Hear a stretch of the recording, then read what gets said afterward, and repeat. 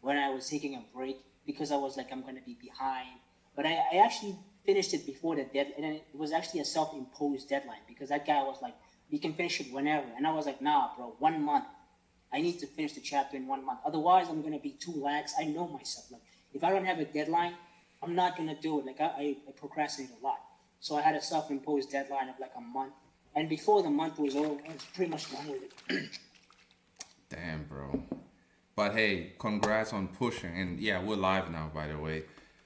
That in So, the end, you did what you had to do. Get that guap because you gotta eat. You know, your inner man suffered for it. It got like severely bruised because you did it. You did it just to sustain your body, but to sustain your soul, man, you had to do something. You have to do something different, which is yeah. that authentic work. But anyway, what's up, people? We already got one dude up in here, Saito. Yeah, y'all. Why the hell is my spine giving out as we start this thing? Oh, damn, bro.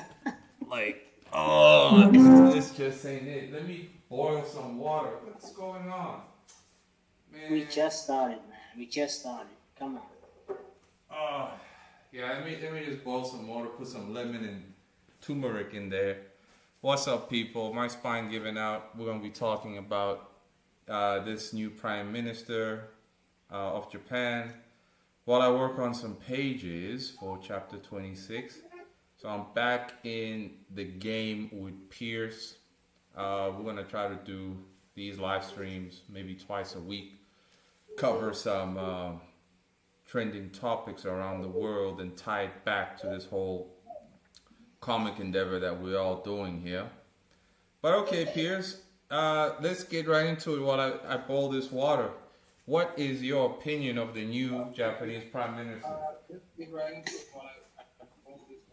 I mean, I'm very interested. By the way, bro, you might want to mute your computer because I can hear myself. Oh, yeah, I forgot about that. Yeah. Yeah. Nah, done, bro. Done. Okay. Yeah.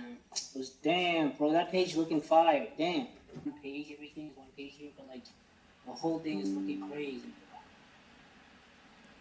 Oh, well, glad you like it, bro. We're going in, Uh, not holding the back. paneling, the paneling's fire, man. I can feel that shit. Oh man. Rock on. Um,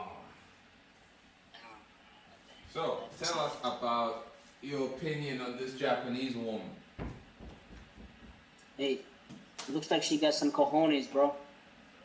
Oh, something a lot of dudes just don't have these days. But why do you say that anyway? I mean, like a bunch of reasons. Firstly, it's the fact that she wants to strengthen the military and like abolish the policies of pacifism, which are outdated, honestly. I think if we remember, those policies were placed there after like World War II, like after the bomb. Yeah, I can hear you.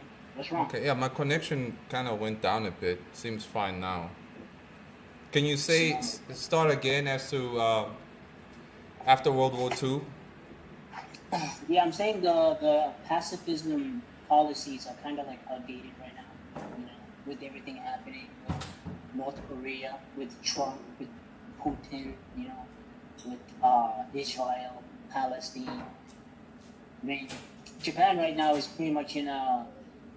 It's not in a war with anyone, but we don't know how long that will last. So that's like this one front of it, one perspective on it. But there's a bunch of other stuff, like the immigrants stuff. I think that's a step in the right direction, don't you think? Uh-huh. And do you think it's good, her outlook on, turning the Japanese military into, no longer just a defense force, but one that can operate as an offense force as well? You think that's a good idea? Do you think her her views on limiting immigration is a good idea also?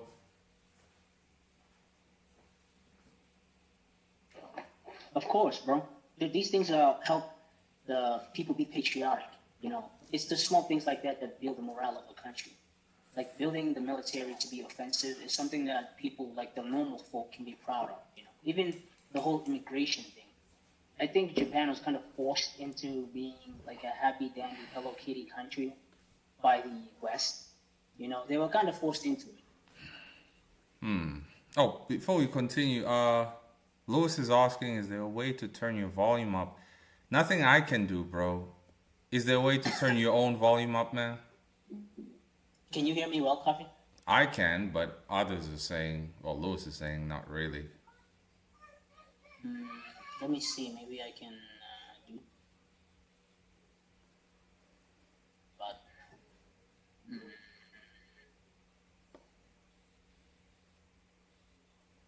yes, Cypher says he can hear me. So what's the problem?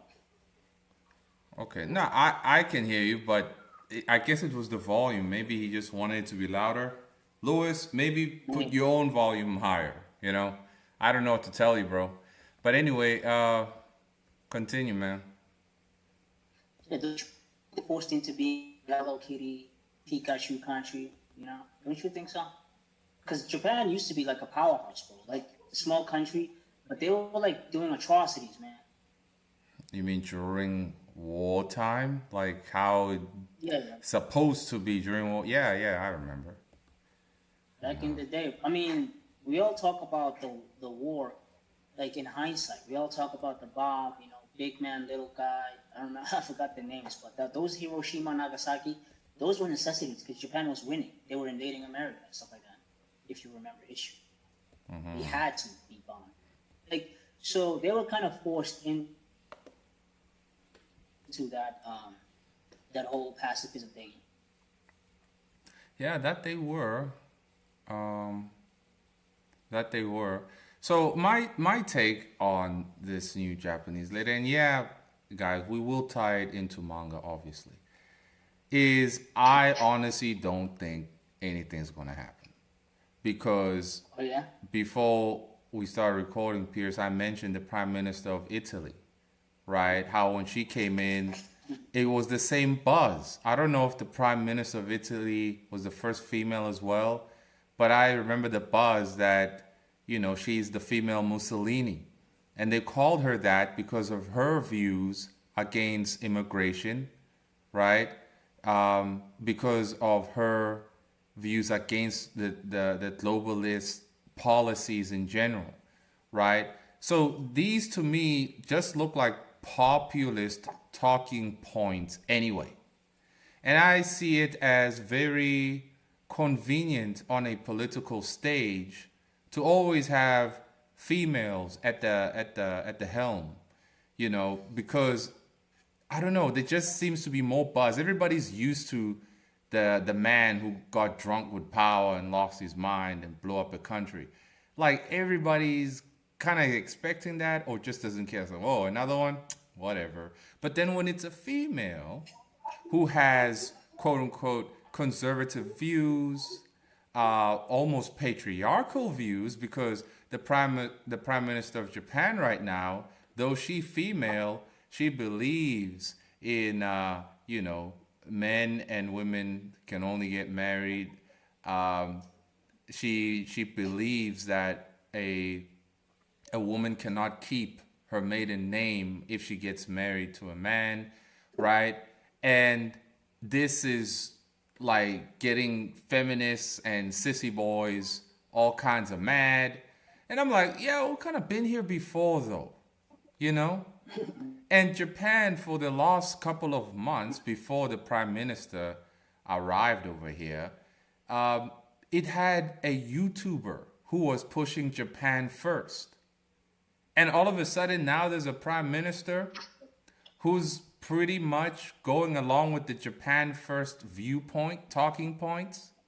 It seems like a psyop to me to, well, make people sedated that, oh, somebody with power is for us type thing, you know?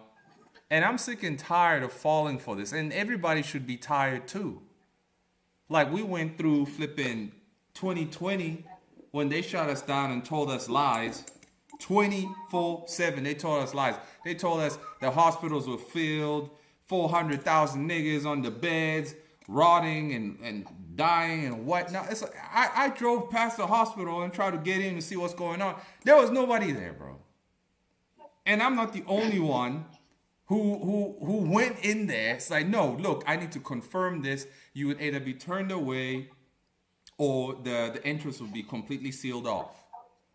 All the money lost and spent by the governments is just during that time was just a massive cash grab to disempower the middle class. And now we're all paying for it with this massive inflation, right? So now it's just, oh, we need a new excuse to keep people angry or fighting. So let's continue with a culture war as if conservatives actually have any power. They don't have any power. BlackRock already owns Shueisha right now and Kodansha. If y'all not on my Patreon, you would know that. We went deep on Patreon with the evidence. Pierce, what's going on, man? Them niggas, you see y'all niggas busted through the room. Oh damn. They killing him. Ouch. What them niggas doing to you, bro? What do you mean, bro? They yelling, bro. What's going on? I'm dying, bro. Nah, I'm just kidding, bro. It's my siblings, man. They need to calm the hell down. Like we just came back online and they're out here screaming. They should know, bro. Like, nah. The chat is like R.I.P. Pierce. Hey, you know. They know. They know. Yeah, nah. Shoot. Okay. Yeah, close the door if you can. Yeah, I'm gonna be back. Give me a second. All right. Oh, it's real out here, y'all. Let me drink my lemon tea.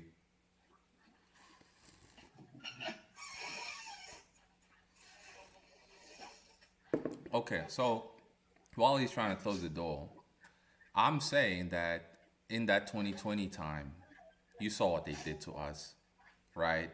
And after the steam died down of the 2020, 2021, 2022, what came next? Oh, Russia is invading Ukraine. You know, oh, all of a sudden, we find out Ukraine's the breadbasket of humanity. Wait, what? How is Ukraine the breadbasket of humanity? Oh, that's where all the wheat comes from. You know, all the seed oils come from Ukraine. All of a sudden, you know, cooking oil here went up through the roof. I'm like, nigga, you mean to tell me Africa cannot produce its own cooking oil? You got to be kidding me. This is that interconnected bull crap of globalization, right? So it's... I remember that propaganda. Exactly. So I'm like, nah, I'm not falling for it no more, bro. I'm tired. After that, after the Ukraine war thing died down, then came female Mussolini of Italy, right? And now, what was it this year? Trump being president, Trump partnering with Elon Musk for, you know, whatever they were doing. I forgot the terminology that they used to clean up all the federal spending, unnecessary federal spending. The Doge thing, yeah. And then they had a falling out. Now Elon is saying Trump is a PDF. He went to Epstein's Island. And we saw photos of Elon as well with Epstein's secretary. It's like, bro, you went there too, though. You know? So, yeah. I'm tired of the games here. Japan, this new prime minister of Japan is nothing but a way to make the people feel heard, represented.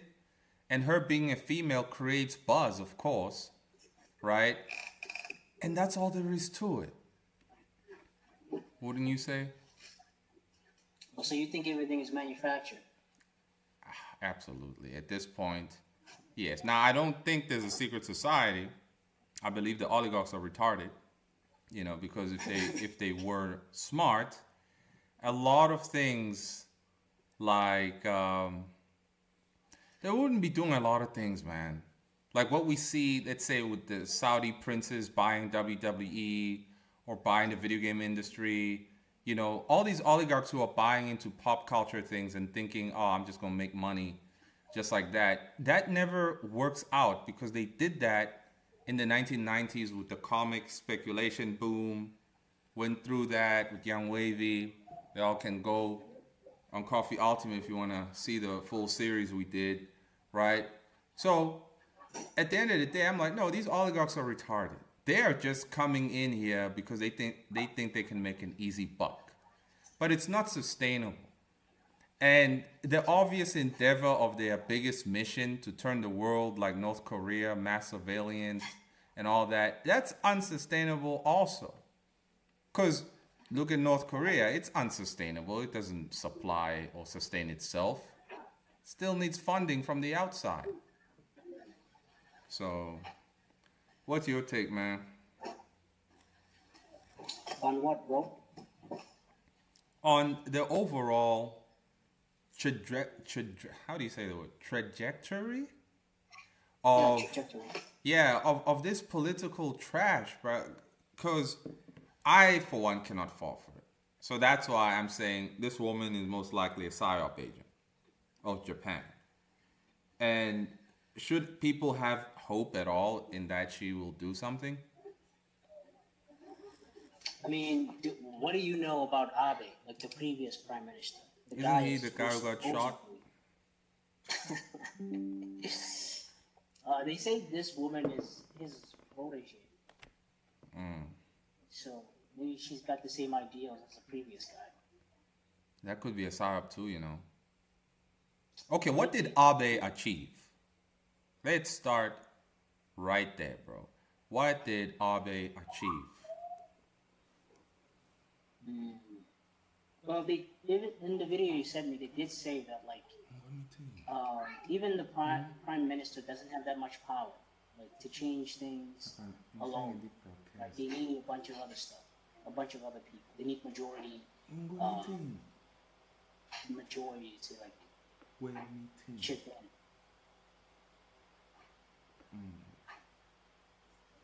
Who are you talking to, bro? These niggas, bro. I said don't call. Man. Like, I called to tell the nigga, yo, don't call me because I will be on a live stream. Nigga calls, and it wasn't even 30 minutes, bro. Like, I thought it was an emergency. These damn niggas, bro. God damn it. Anyway, sorry, y'all. You were saying what? The Abe thing. No, I was saying I don't think he accomplished much because even in the video you sent me, they also said that you can't just change policies alone just because you're a prime minister. You need the majority of people to agree with the changes, right? So I don't think he accomplished much, but I don't know much about Japanese politics. A lot of us don't. And yet there are other people who have stronger opinions than we do who will say what they say with absolute certainty that this is the case. And I'm like, nigga, no, you don't know, right? And I make it clear that, yeah, we are talking about this as outsiders, but my overall message in talking about this today is that nothing's going to happen, bro. Nothing ever happens. You know that saying, right? Nothing ever happens. You know it, right? Uh-oh. Did they get Pierce? Yep, I'm aware. Oh, okay. Yeah, nothing ever happens, bro. Now I can. Yeah, man, I'm aware of that saying, bro. But how does all of this affect manga, bro? Okay, so ideally, when this woman says, screw immigration, we gotta hold them niggas back, we need to empower the military, this, of course, is supposed to, or you would think that, you even mentioned it earlier, that this is going to boost morale for the country, right? So when it comes to manga right now has a lot of outside influence, the Black Rocks. Now, I didn't hear anything from her when it comes to, talking about how foreign entities have infiltrated Japanese media, Japanese literature, Japanese companies in general, right? She didn't talk about that at all. So if she is out here talking about, displaying an image of cultural sovereignty, I'm like, okay, ideally that means manga will no longer be polluted. Manga will no longer be corrupted with all this cultural Marxist trash. An example of that would be what Viz Media posted recently, like last week. It was promoting this manga of a half black, half Japanese person, and how it talks about how hard it is to live in Japan, dealing with racism over there because you're a half and half. And I'm like, we know what this means. This is BlackRock right here. This is that Marxist propaganda. This is that demonization of cultural purity for the Japanese in particular. Why is it that this new prime minister did not address things like that? Because Japan's biggest export is its culture, is its imagery of cultural sovereignty. And that goes along with manga, you see. So she didn't talk about that. So will this new prime minister save manga? I don't think so, because she didn't mention it. What do you think? You mentioned that like manga won't be corrupt. Do you think manga is corrupted right now? Bruh, come on, man. What do you mean by that though? Like, what do you mean? Explain that. Everybody should know. If everybody been drinking this caffeine, they ought to know right now, bro. You should know also. But You mean for like- the person who doesn't know, because he just got here, Yeah. manga has been corrupted because the stories suck. And others can say, oh, well, that's subjective and shallow for you to say. Man, you want me to go bring you the book report? Like, I ain't got the time, but I'll give you half of it.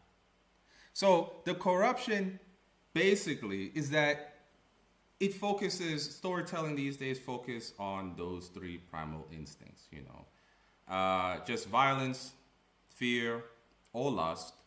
But if you look at JJK's new manga, right? Mandulu or Mundulu, whatever it is, JJK Mandulu, whatever it is. I read the first 3 chapters of that thing, and it was preaching about coexistence, using aliens as the Trojan horse to infiltrate the minds of the Japanese, to implant the idea of coexistence with foreign aliens as a possibility, to just get the people thinking about it. Softening their consciousness to opening them borders wide the hell open. That is corruption, right? Now, we can say My Hero Academia's ending was not BlackRock enforced. We don't really know that, but the way it did end it, I can assume that it was because it was that terrible. Deku doing everything that he did and not being treated as the hero who saved the world, not having his own statue, right? Being a flippin' bum-ass school teacher for 8 years before he got his Iron Man suit so he can play hero once again. That is not how men back in the day were rewarded for their sacrifices. This is an inversion of what we grew up with. Now, Generation Alpha and late Gen Zers, most of them are jacked in the head, and they have no idea what I'm talking about. So they didn't grow up in the world nor see what we grew up with. So they see no problems really with endings like the My Hero Academia or JJK, because they grow up with this doctrine of it's supposed to be this way. It's not supposed to be this way, right? You're not supposed to sacrifice yourself, work hard, kill the bad guy, and then be a bum for 8 years. And then all your friends ditch you because you're now useless. You're of no help to them. That's not how it's supposed to be, right? So that's an example of corruption. Go ahead.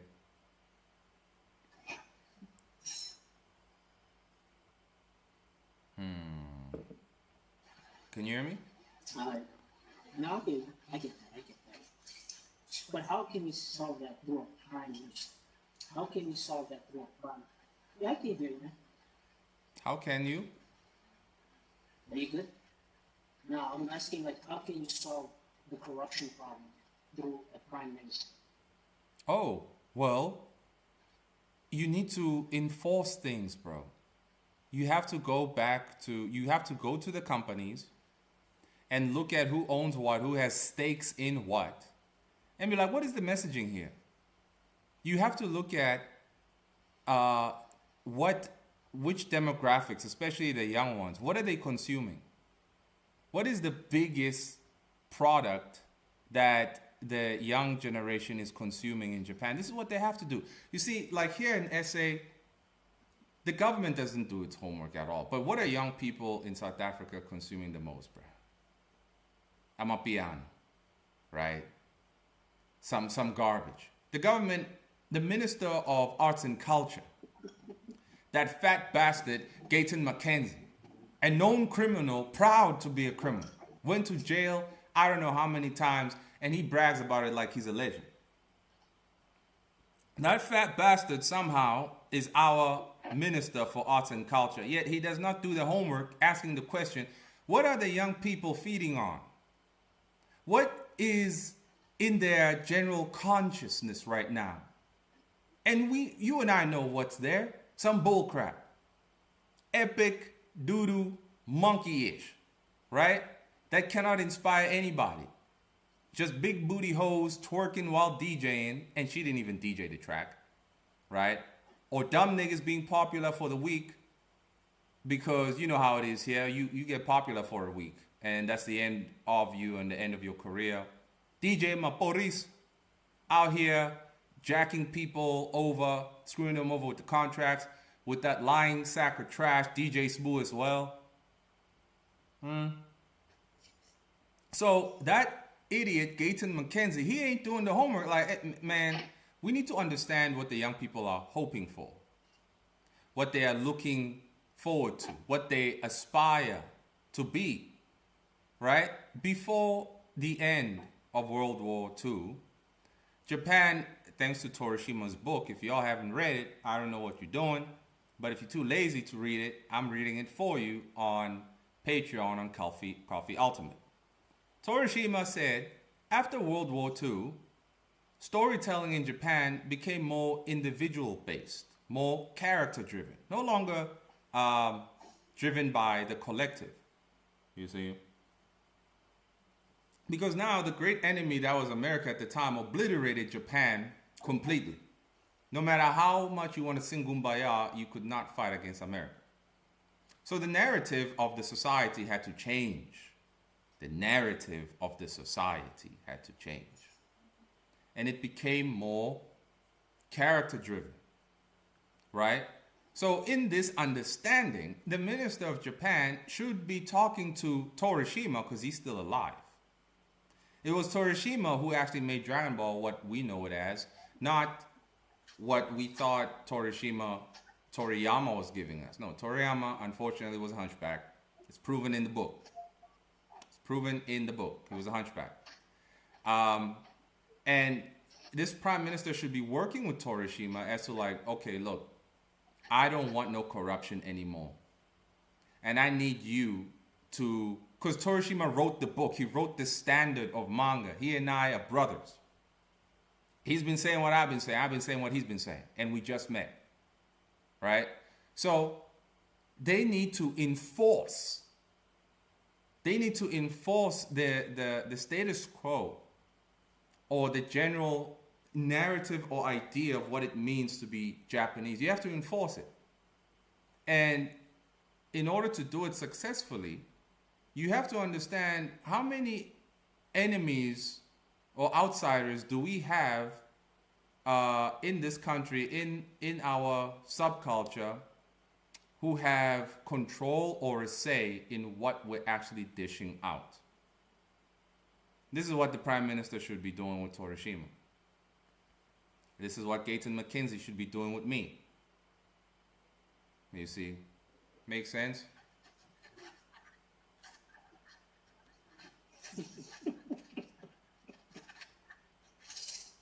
Yeah. What's so funny, bro? Is your brother there? He tickling your toes?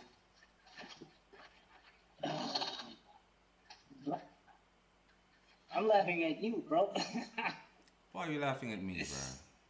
It's like, when I think, I don't think that's elegant. I think the reason Dragon Ball, these old stories hit so much, Fist of the North Star, Hunter x Hunter, all these things, they were inspired by the times back then. The times back then were pretty difficult. Like, after World War II, as you said, like, people were starved, man. With, like, good stories. We live in a comfortable time right now. I don't think, even if they speak with Torishima, how are you going to inspire people? You mentioned the youth. How are you going to inspire a youth that has never seen struggle?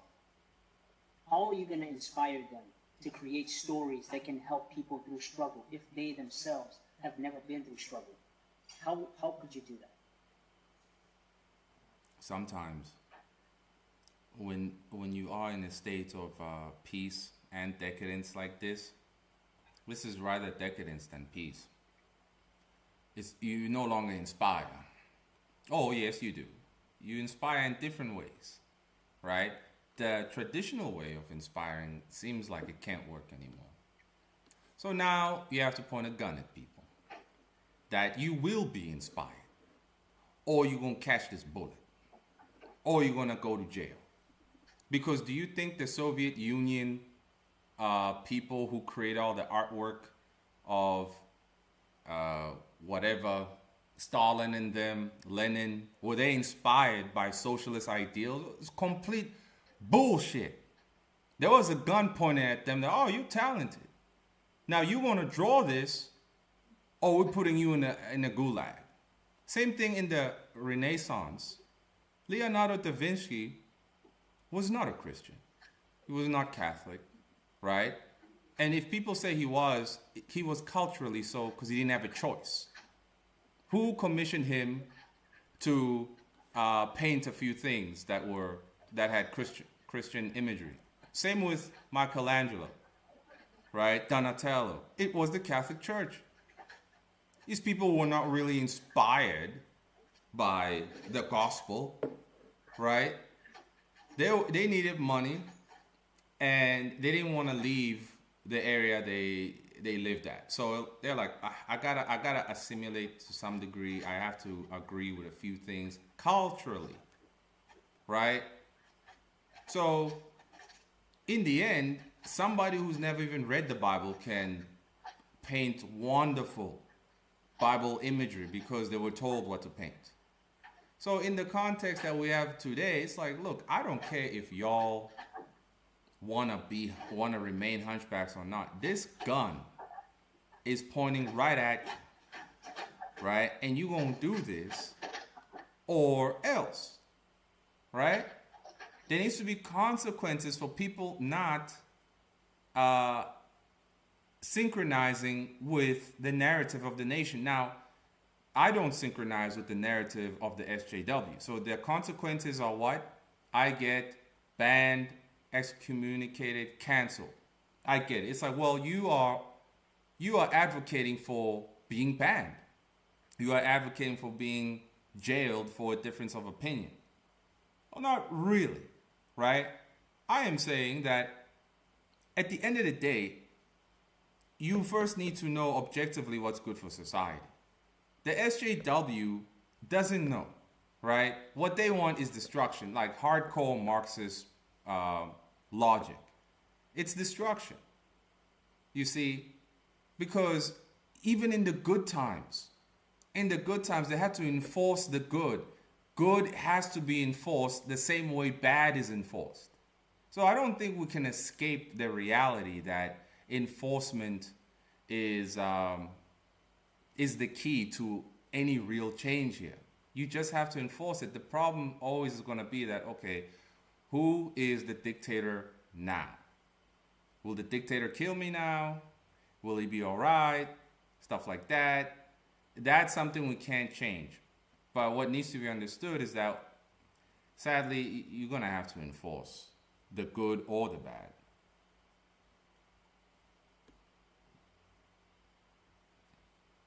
Uh-oh.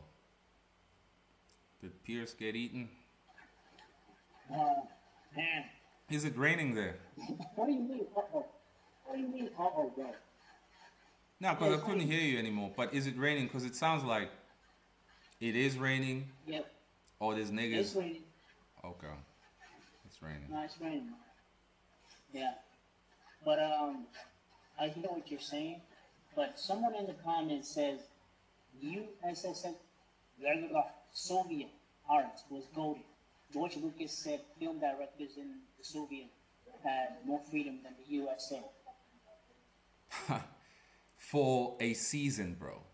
Now film producers in the US now definitely don't have that freedom.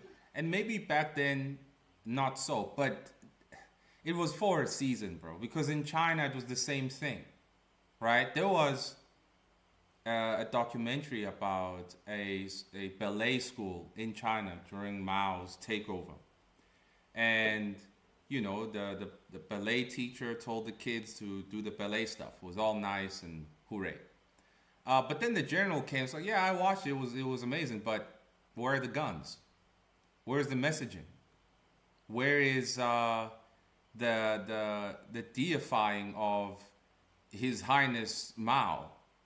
Why is this not about Mao? Why is it not about the ideology that we hold as this country? You all having this nice dance, it doesn't really unite us as one. We need you to create something that's going to unite us as one using this one doctrine here of, you know, cultural Marxism. So that destroyed the school. When they refused, obviously they got jailed and sentenced to a gulag and whatnot. So definitely there was freedom for a season until they're like, no, we need you to do this. And you're like, yeah, but that's not me though. Jail or death. You know. I think we should read the comments. Okay, go ahead. Okay, Saito says, I literally had to remind them this. These leaders aren't your best friend. They don't have your best interest at heart. They can say they stand for one thing, but then can turn faces at any minute. Like, why the fuck does that have to be said? Interesting. That's true. I mean, politicians don't care about the common folk. They care about the. Actually, I don't care. I don't know what they care about. They care about profits, maintaining power, and the image of virtue. They are narcissistic freaks. Politicians. They want to be loved for deceiving you, but they truly believe that I'm doing this and it's good for you. Now, I would say, you know, for the hunchbacks in the lower class of society, definitely. But then you get people like me and Pierce, like, look, man, you ain't gonna step on my neck, all right? Come on now. It's like, nah, bro, sorry you were born down there. But oh well.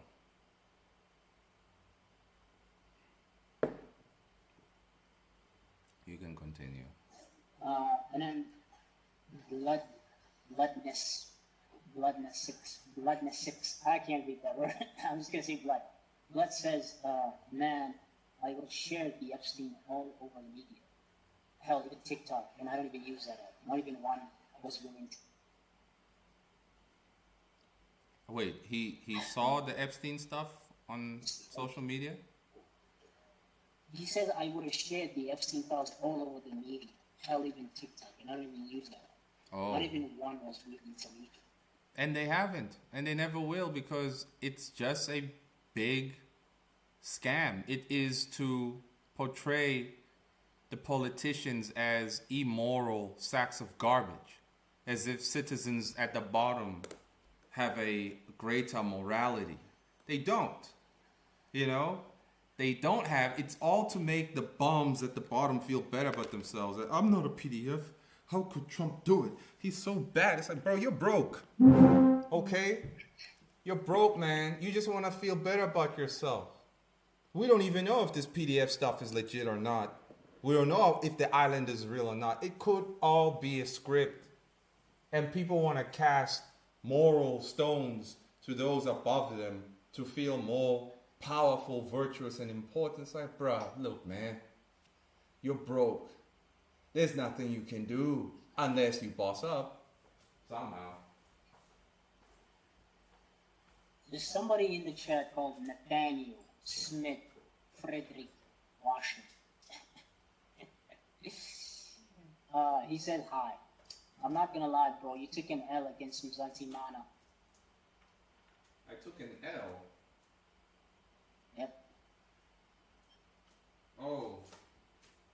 What was I supposed to do, bro? Y'all just wanted me to be what I sound like. Like fire and brimstone. You expected me to go there and cut their heads off. I don't want to cut niggas' head off. Right? I didn't take an L, bro. At the end of the day, these dudes, we had an understanding that, okay, so you say you legitimately had no idea. Okay, I'll take your word for it.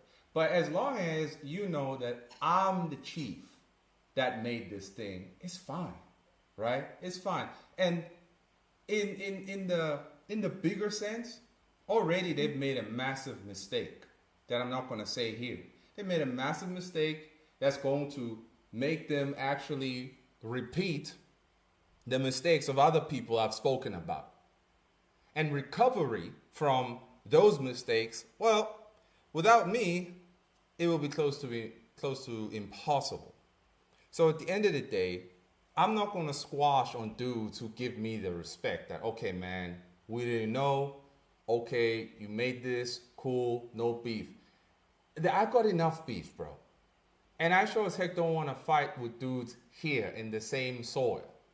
Because I always be fighting with niggas here. So now it's like, oh, these dudes here, they trying. Instead of eating that gota, breakdancing at the taxi rank, and drinking liquor, at least they drawing, bro. At least they have the ambition. So for me, as an old man now, at 30, I'm like, you know what? I appreciate these nephews of mine here. They hustling instead of robbing niggas and breakdancing at the taxi rank. So y'all can call it an L if you want, but it's not. Yeah, I don't think it was an L. I think the fact that you took accountability and you talked to them, and it was a simple conversation amongst men, and you posted the video. Most people wouldn't even post that conversation; they would just talk behind closed doors. You made it if the disrespect is public, then the apologies also should be public, right? Mm-hmm. That's what I respect that about you. I respect the fact that you went all out when you were when you didn't know, and you went all out when you did know. I think that's what a man does. That's respectful. Rock on. You get it. Yeah, you apologized, and even the guys said that they respect you and they acknowledge. It sounded like a civil conversation between men. I don't know. It's not an L. Yeah, see, it's just some people wanting the conflict. Nah, man, kill each other, man. Come on. Nah, bro, chill, man. Chill. And then this guy says, I think he's talking about what you were talking. He says, coffee turning into an aggressive baboon. Just kidding. Wait. Say that again. I didn't hear it. Marxist. He says coffee That's it. Just kidding. I think he's talking about when you're talking to the guy on the phone. Oh, okay. Yeah. Yeah. Yeah. And then he says, isn't Marxism the opposite of things like BlackRock? Well, what does Marxism even mean to coffee? That's for you, bro. What? How can Marxism be the opposite of BlackRock? Did you read that right? Yeah, that's what he said. He said, isn't Marxism the opposite of things like BlackRock? Nigga, What does Marxism even mean to coffee? yeah, I, I think, I don't know what the heck. You see, when you ask a question saying, isn't Marxism the opposite to BlackRock? No, it's not. And when you then ask, what does Marxism mean to coffee? It shouldn't be, what does this mean to you? That's like asking me, what does the water is wet mean to you? Nigga, what do you mean by that? Water is wet. What do you mean? What does it mean to me? That in itself, it's subversion. That question, that framing of that question is Marxist in nature. It's corrupted.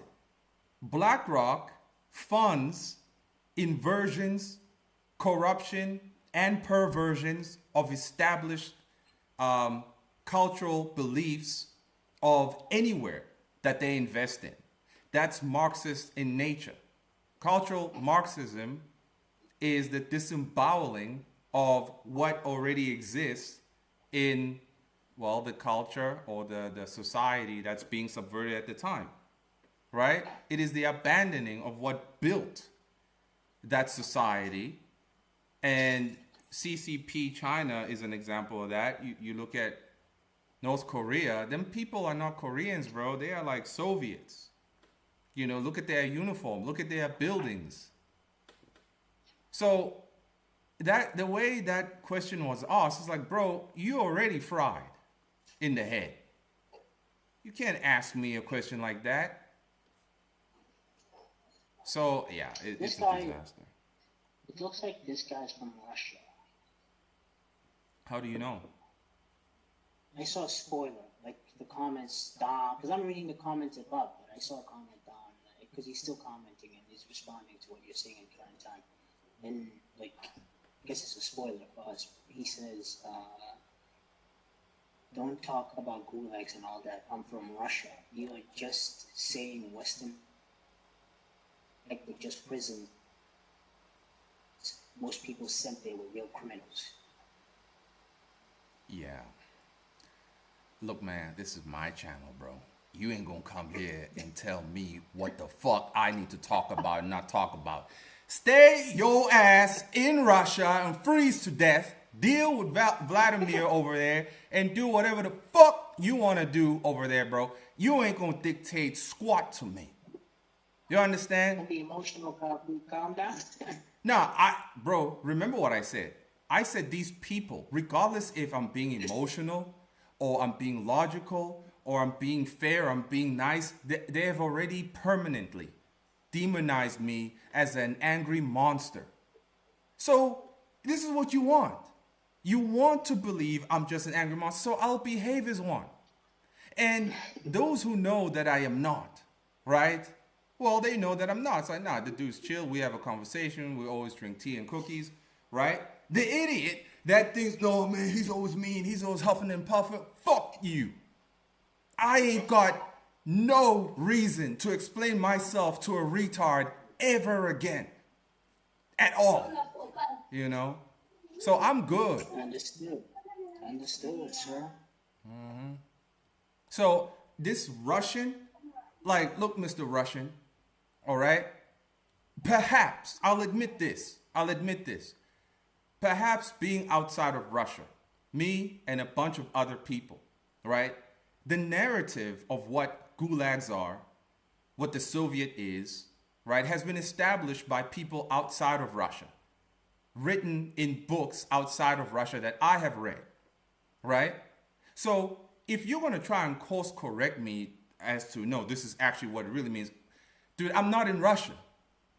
People outside of Russia are going to agree with me if they read the same book, okay? A lot of things are compromised. But at the end of the day, you can't just come up in here all of a sudden and enforce this course correction as if I should know. How would I actually know?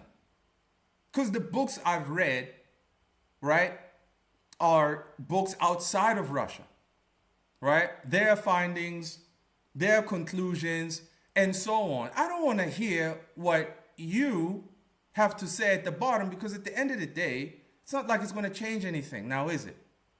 Right? The narrative I have in my mind about the status quo of the current world, of Russia itself, of history, well, yeah, it's because of the books I read. So all the books were corrupted, bruh, then I don't know what to tell you. We can say you're corrupted. We can say you're brainwashed. At the end of the day, everybody got to do their own research and come to their own conclusion. That's all there is to it. Alright. Blood says immigrating to Japan is hard anyway. Problem relies more on the bad behaviors of Western tourists. That's true, I think. Tourists over there are just crazy. They be doing some crazy stuff. They hella disrespectful. That's true.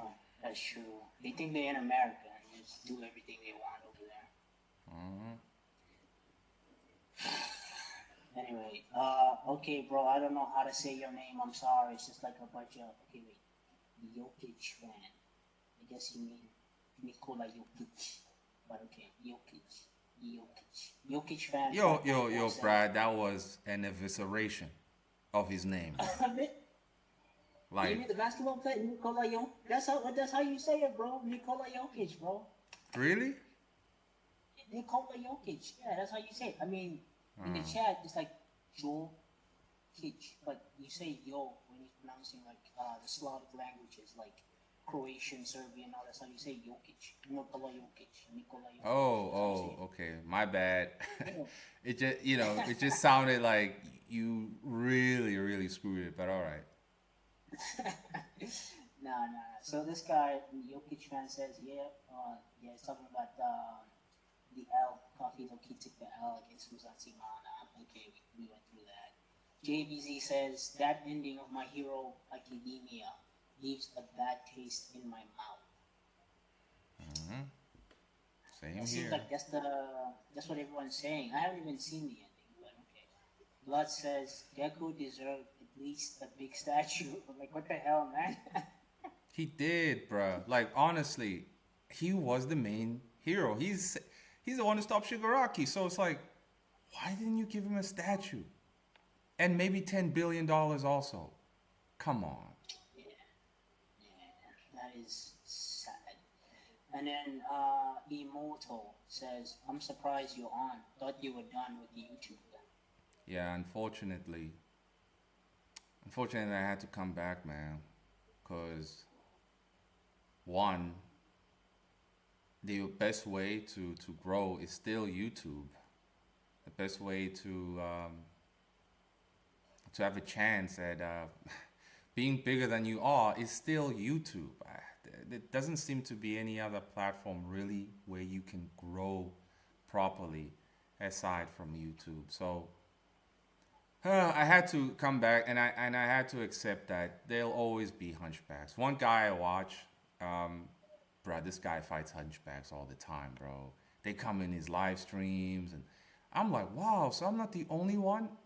This guy going in on them, bro. And I'm like, well, if he can do it, I guess I should do it too. Because he even says that, look, guys, hunchbacks will always be there. You just gotta accept it. So, it is what it is. Yeah. The Soy Elmo, Mr. Guapo. His usernames are funny. Hey. Oh my God. Mr. Guapo says, I'm already halfway on the Torishima book, like I'm in page 100. Slowly but surely. Nice, man. Educating yourself. That's Good the on you, way. bro. Jokic fan says, Vietnam and Afghanistan kicked US in the ass, though. They couldn't beat North Korea either, technically. In what? Military wise? I guess he means military, yeah? North Korea and what? Vietnam. Yeah, Vietnam and Afghanistan kicked the US in the ass. They couldn't beat North Korea either, technically. Okay, I know nothing about that. And Yeah, me too, bro. yeah, it's like, nigga, what? I'm gonna just leave that alone, bro. Like, okay. Yeah. And Blood says, Pierce spitting. Hey, it's been a sour day. I appreciate the sweet clays, bro. Nathaniel Smith Frederick Washington is back. He says, okay, I read this. And then he says, Pierce sounds mad at coffee. What you mean, bro? Yeah, why you mad, bro? You feel like I'm mad at you, bro? Hey, that's what they say. I ain't saying nothing. I hate that question. Why are you mad, bro? Like, it's such a gaslighting question. Sure. Like, what? Then you become mad. It's like, nigga, I'm not angry. Oh, you see, you are angry. Got you. Yeah. Yeah, no, I'm not mad, bro. I'm not mad. And then he says, what do you mean for a season? Have you not seen art poems and movies from the Soviet era? They were not forced to do it. Don't talk. Okay, we read that one. Don't talk about the gulags. Yeah. I can debate you on Marxism coffee, a friendly debate.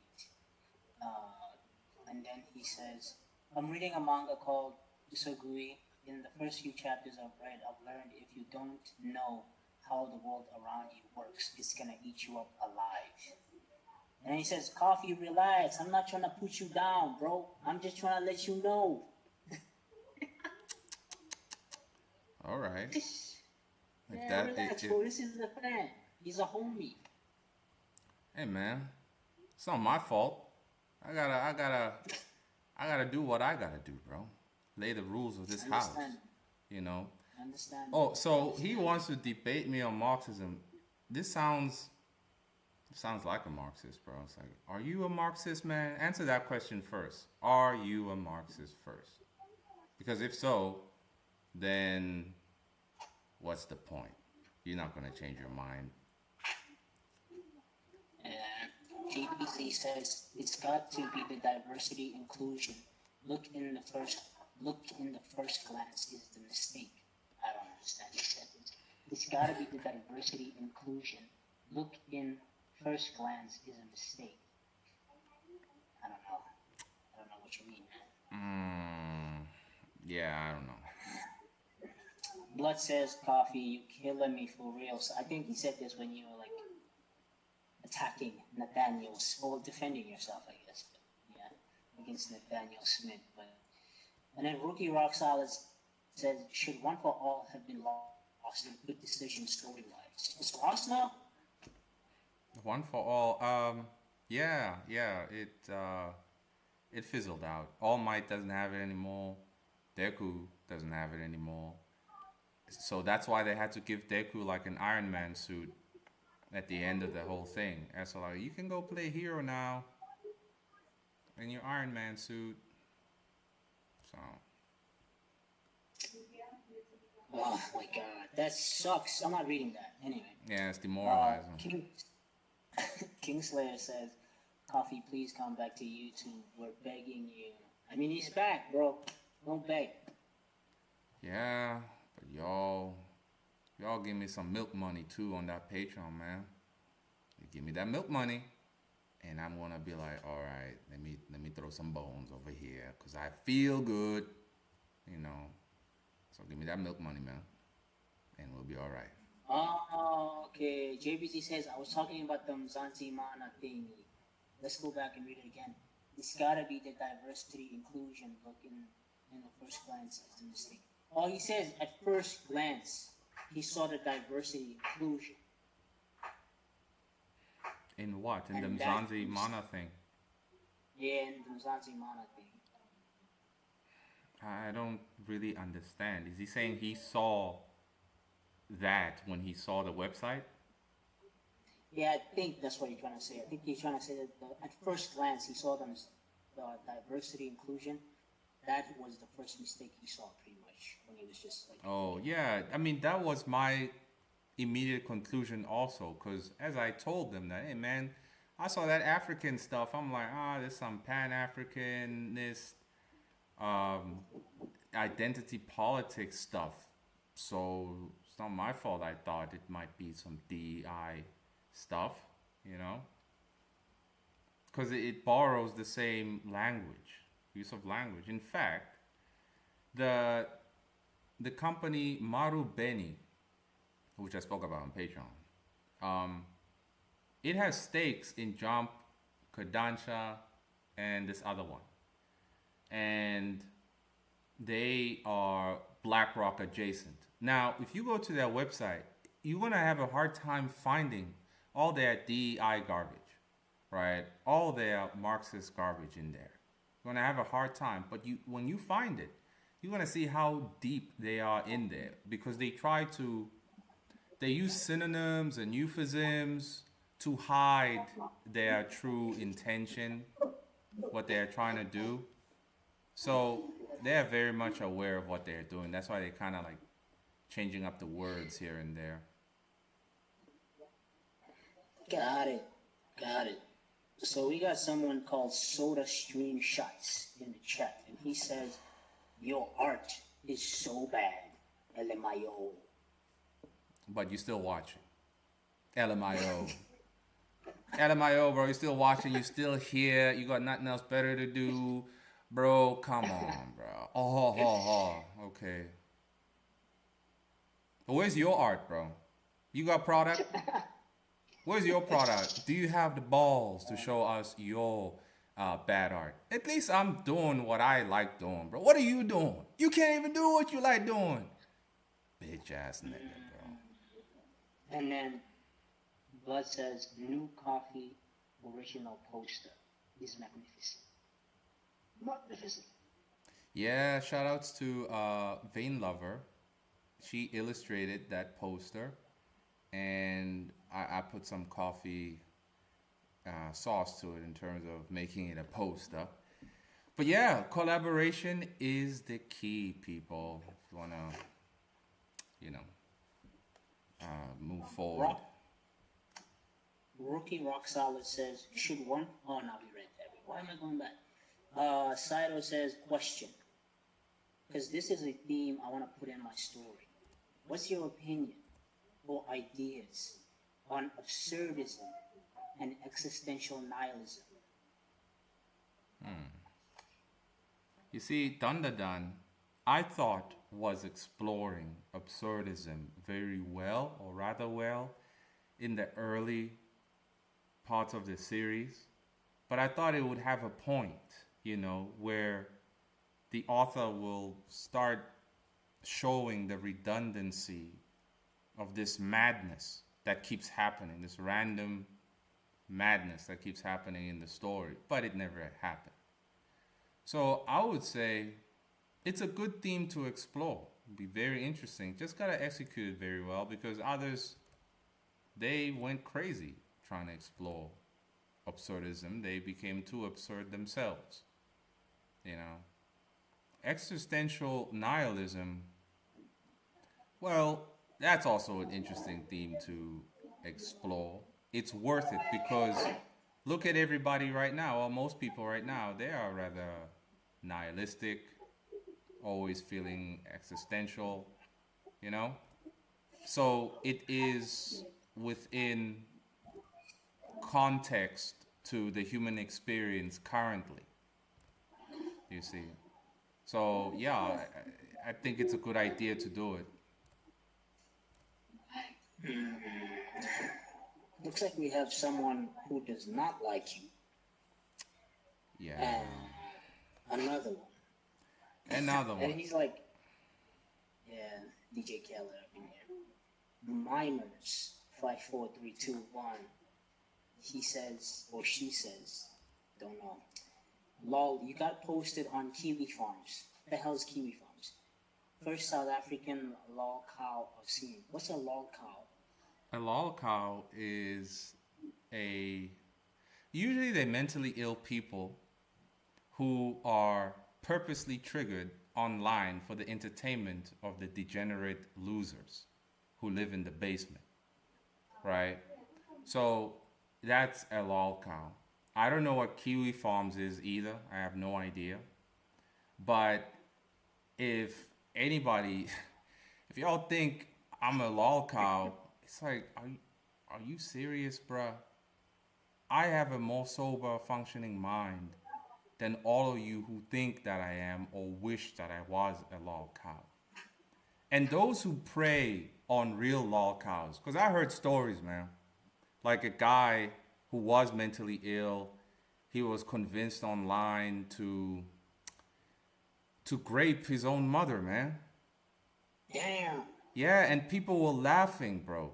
So you can just think about the evil, corruption, retardation of anyone who purposely targets those who are legitimately suffering from mental health issues to use them and their suffering as entertainment. It's the most despicable thing ever.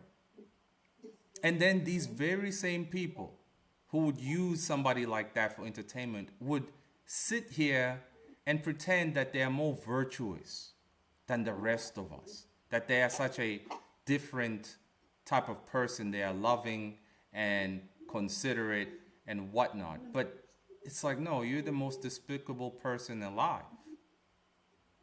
I mean, who does that? You know? Yeah. Yeah, this guy's definitely a hater. I'm not reading some of this stuff.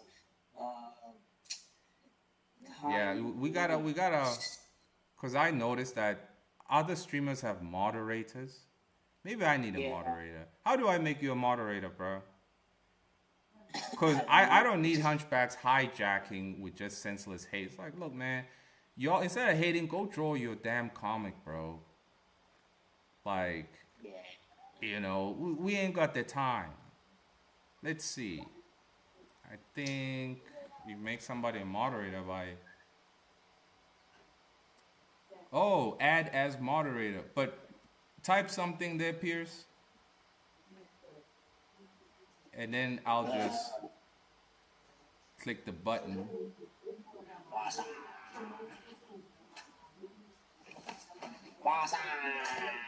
Okay, there we go. Add as moderator.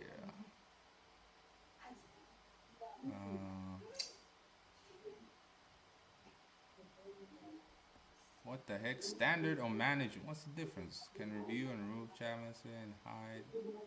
Okay, I just put standard there. So you see a retard, just put that nigga out of commission. Because we ain't got the time. Hey, because these guys are just annoying, bro. Like, this guy is saying some stuff about Chris Chan. I'm like, yeah, okay, now. Who's Chris Chan? It's some guy who was like a degenerate man. Like, he also did something with his mom. Like, You see? That's not what we do here. That's not. So, anyway, let me read some actually people who actually have something to say. Time Linear says there's two types of coffee viewers: people who come here to be entertained, and people who actually want to grow and really listen to what coffee says. Well said. Well said. Yeah. JBZ says we got hate watchers on here. Get a life hater. They always be. Man, there was a 4,000-pound greasy ass nigga that was talking some smack recently. I didn't watch the video. I had two people tell me that, yo, did you see that greasy guy? He was like talking about you and trying to give you advice. I'm like, no, I didn't see that greasy guy. I'm not subscribed to him. And if he wanted to talk to me, why didn't he just send me a message? Like, why does he have to go over there? on his channel. He didn't personally invite me. What made him think I would see his channel or click? Who is this guy? Oh man, it's just some greasy dude, but you know, he's working on his own comic also. I'm like, hey man, look, if the guy wants to talk, then he has to send me a message directly. It's that simple. So, and clearly he be a hate watching person as well. So whatever. Okay, get this. There's someone called Whitney B. He says hi from Kiwi Farms. Enjoy the mass reports to your channel. Report me for what? For what? Literally for what? What did I do? No, like legit. Give me, what is the main accusation against me, Pierce? Do you remember? I do not remember, man. Like, let me just try to look up what the hell is Kiwi Farms, because I'm so lost right now. I'm getting a bunch of it. I think I'm gonna have to do research on this, like, after, because I'm so confused right now. Bro, but you know, the funny thing is, I said it on Black Swan's channel. I was like, you see, in today's world, there's a lot of true decrepit losers who, if they find you in a community that they surf around, they are not real genuine consumers or contributors to that community. They serve as enforcers of a type of behavior if you are going to be in that community. Meaning, a lot of these people in the indie comic space in general, they don't like me a lot because I don't sound like a squeege. I don't sound like a sissy boy grease monkey that's going to pat you on the head. So it upsets them that, well, this guy sounds offensive and it's hard to listen to what he's saying because he's not sweet. And I'm like, why should I be sweet? Are you going to demonize me because I don't sound like you? I don't sound like your mother? You know? And they do whatever it takes to ban you or course correct you on how you should behave. And it's like, dude, you're not my dad. You ain't gonna course correct a grown man on how to behave on the internet. Like, are you insane?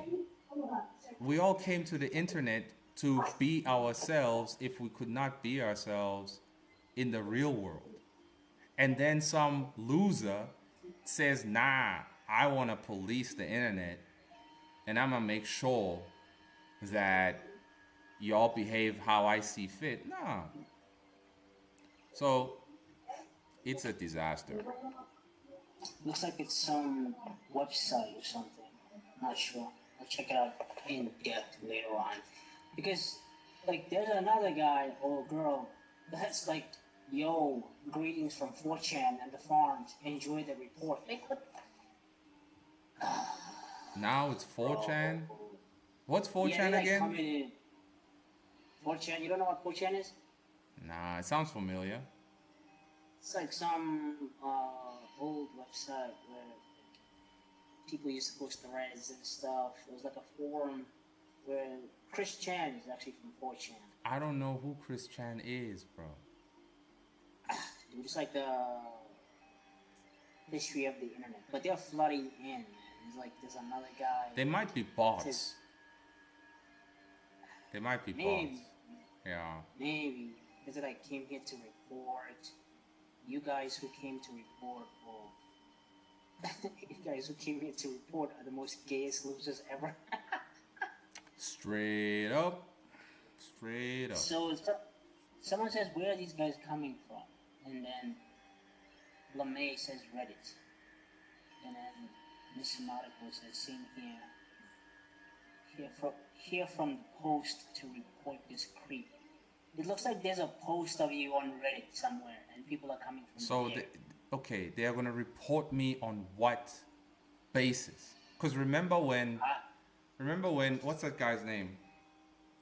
Monitor Comics.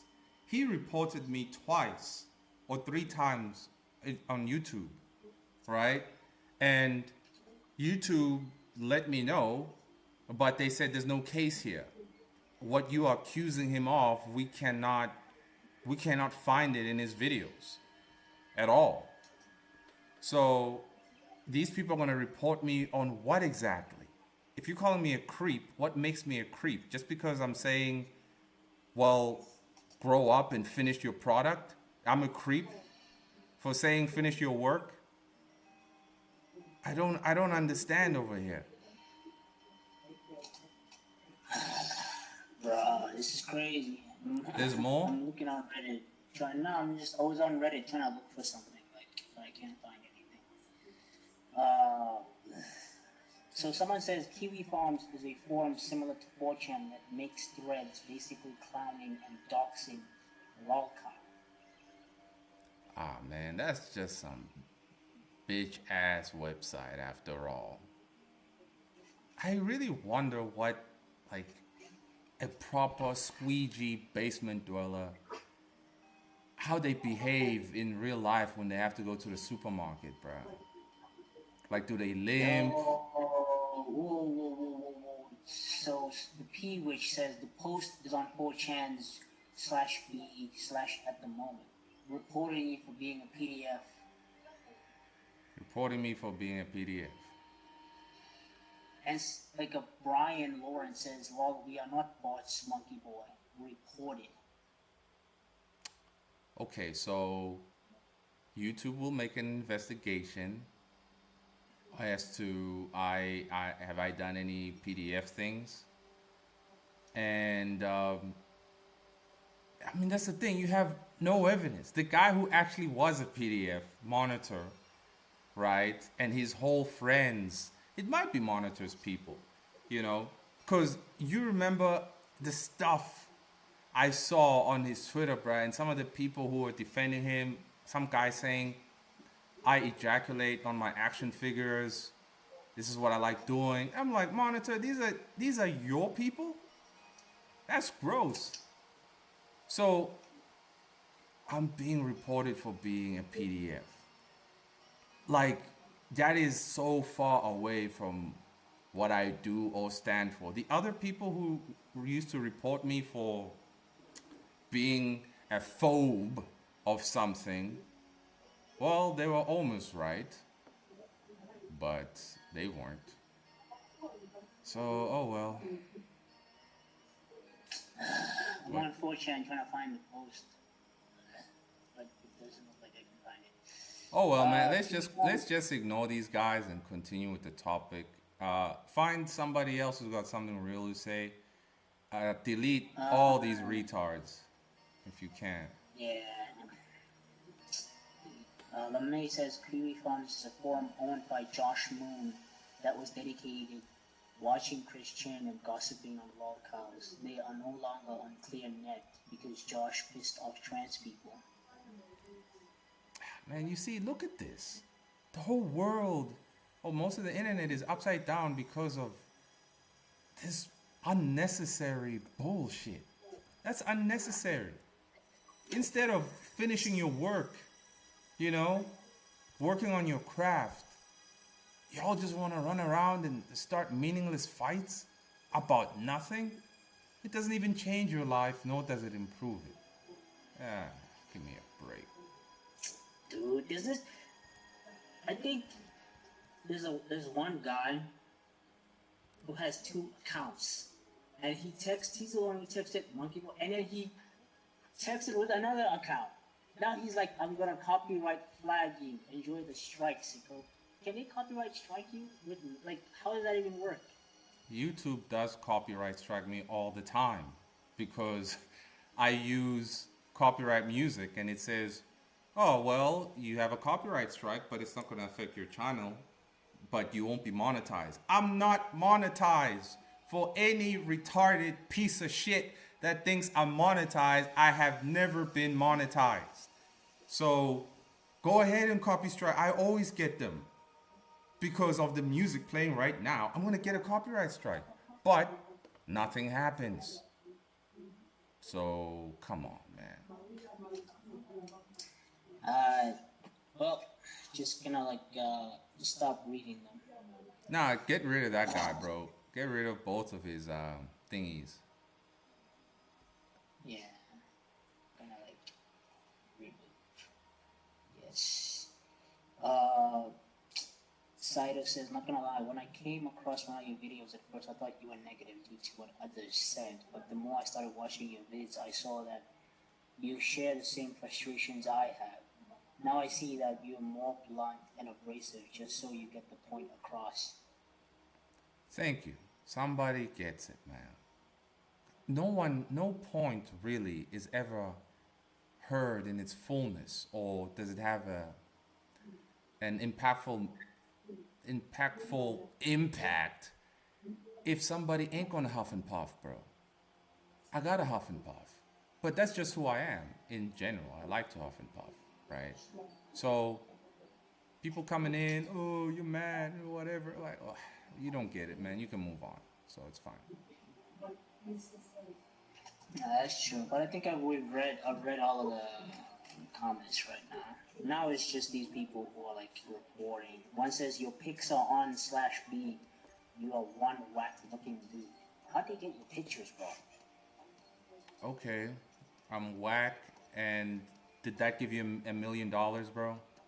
So I'm whack. I might look like a squirrel, you know. I'm a gorilla. I'm a chimp and whatnot. Did that give you $1 million for each letter that you spent typing over there? Did you get 1 million for each? No. Look at the energy that you spending to call me names, calling me a squirrel and whatnot. Bruh, if that ain't making you money, right? I don't know why you continue to do it. Who cares how I look? Like, it ain't gonna get you no money. I keep putting this guy on timeout for 24 hours. He keeps commenting with other Damn, accounts. that is a legendary hunchback.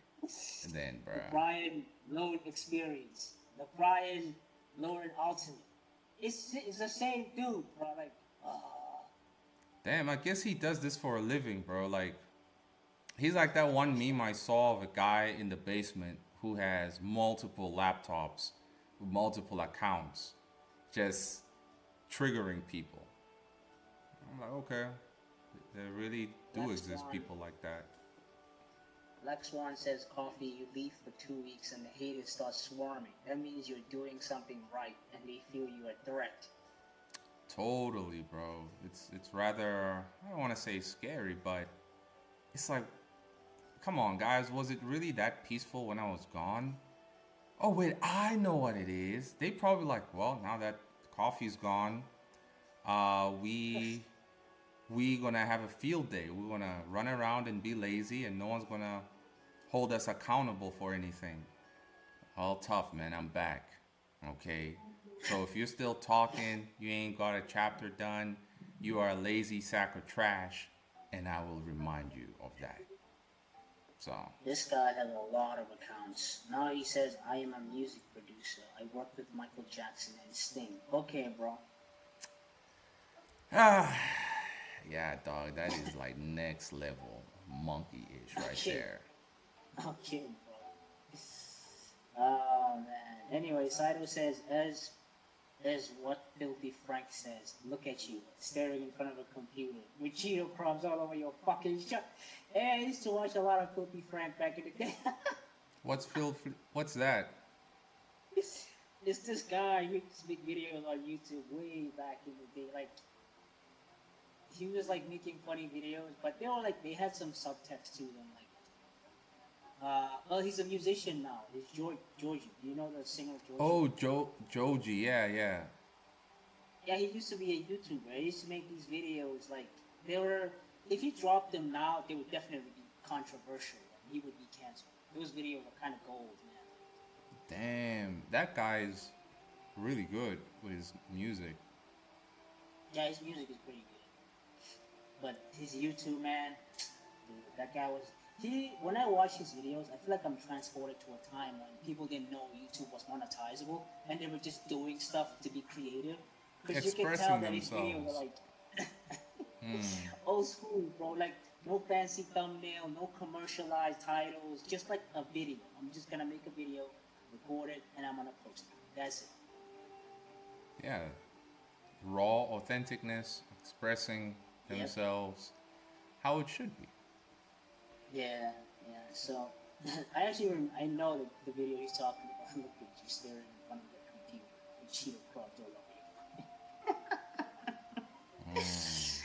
Oh man, Hunchbacks. That guy knew Hunchbacks before they were Hunchbacks, bro.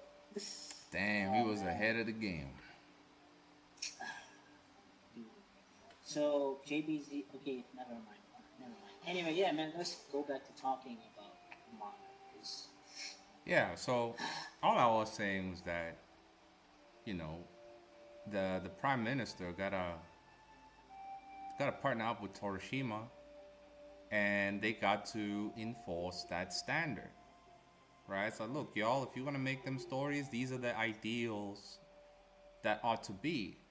Now, of course, as I said earlier, that, you know, communist China and Soviets and whatnot, they did what they did, enforcing it. And I also said that you don't have a choice. You got to enforce good or bad. So yeah, that's true. That's true. There's no other way, man. Yo, there's someone on the chat called Coffee Comics. oh man, they got the same thumbnail and everything. Nah, it's just like well, the profile picture just a kid. I think it's a newly made account, and they just I've seen plenty of other coffee comics because this the name is not unique at all, you know. Uh, so it's like okay, of course I'm not the only one. There's plenty of others. Sato says, anywho, gotta head to the gym later. Go ahead, man. Go pump that iron so you can kill a hunchback on your way home. It's the way. That's the way. Black Swan says, Pierce, are you a manga artist? If so, there is a place to view your work. For sure, bro. I'm watching the podcast you're doing with coffee. Once I have enough product, I'm gonna like let you know, bro. Mm-hmm. So don't worry, don't worry. I was working on some commissions, but now I'm pretty much free. I'm gonna start producing some stuff. 35 page. How long did it take you to finish that commission? Like 25 days, I think. Okay, all within a month. Not bad at all. Yeah, it was like 30 pages or something like that. Yeah, that's a lot. But well done on finishing, bruh. That's the way. Unlike some people we know.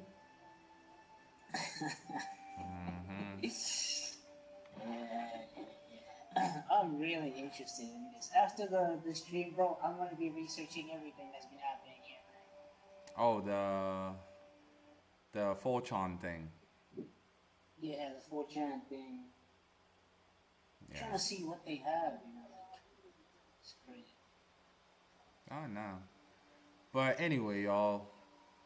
At the end of the day, I hope everybody realizes that there ain't gonna be a prime minister that's gonna help us out in this endeavor of ours. The institutions are beyond compromised, and every prime minister is a paid agent to make the disempowered feel heard and represented. And I think we should all just keep doing the right thing when it comes to producing our stories, because it is the standard. This new standard they are enforcing, it's not working. It's not working. Maybe in 100 years, when we're dead, and the generation that's there, they'll see it as normal, but they will feel great anguish, but be unable to explain it, like North Koreans right now. They can't explain why they feel so in dread, weary, and utterly hopeless. They can't explain it. And I'm sure if they tried, they'd be put in a gulag because they are told love the emperor or love King Jong Un, kiss his shoes, and so on. I was rewatching Star Wars, the trilogy, the prequel. Man, bruh, I that was a sad ending, man. I was like, damn, man. It was so sad because it was so realistic. The tragedy in there was just it was beautiful, you know, absolutely beautiful. And I felt like Obi-Wan, bro. I was like, if I was in Yeah. Star Wars, I would be Obi-Wan, you know. Witnessing Obi-Wan and Anakin's friendship. Bruh, when last have you seen a Western movie that depicted male friendship like that? When last have you seen that? Dude, the male friendships in Star Wars are written like very, very well. Especially the Obi-Wan as a character is probably like my favorite character because you can tell how he goes from being a Padawan, from like being a Qui-Gon's Padawan, to him being kind of forced to be, you know, having his own Padawan because Qui-Gon died. And then he can see Anakin from kid to Darth Vader, and then now he has to be a sensei also to Luke. Like it's such like very. I really like Obi-Wan's character. Yeah, bro. I think in all of Western pop culture, my my favorite character has to be Obi-Wan. I like Gandalf too, you know, but Obi-Wan is just different because I kind of I relate a lot to him, you know. He did Yeah, what he thought was right, and it all ended up in hell anyway. So, that's true. mm-mm-mm. That's true, man. He's one of the characters that are like pretty good because he mentored two people that came out differently on the extreme. Like one ended up being like Darth Vader, bro, and then the other one ended up being Luke Skywalker, like the guy who represents hope and everything that is the opposite of Darth Vader. I, it's such an interesting take on the character. Also, I think I found what these guys are talking Oh, the 4chan thing. about. Yeah. It really got you curious, huh? Dude, once I'm curious, I'll find it, bro. If it's on the internet, I'll find it, man. Damn. Yeah, Dude on a I've got mission. some expertise. I've got some expertise, but I haven't found anything that says you're a PDF file. I just found some people talking about I was actually on a white supremacist list actually a long time ago. It was in 2019 or 2018. And I saw it because a friend of mine sent me the website because I once did a response video back then in my old Christian ways. I did a response video to this white girl who was engaged to a black guy.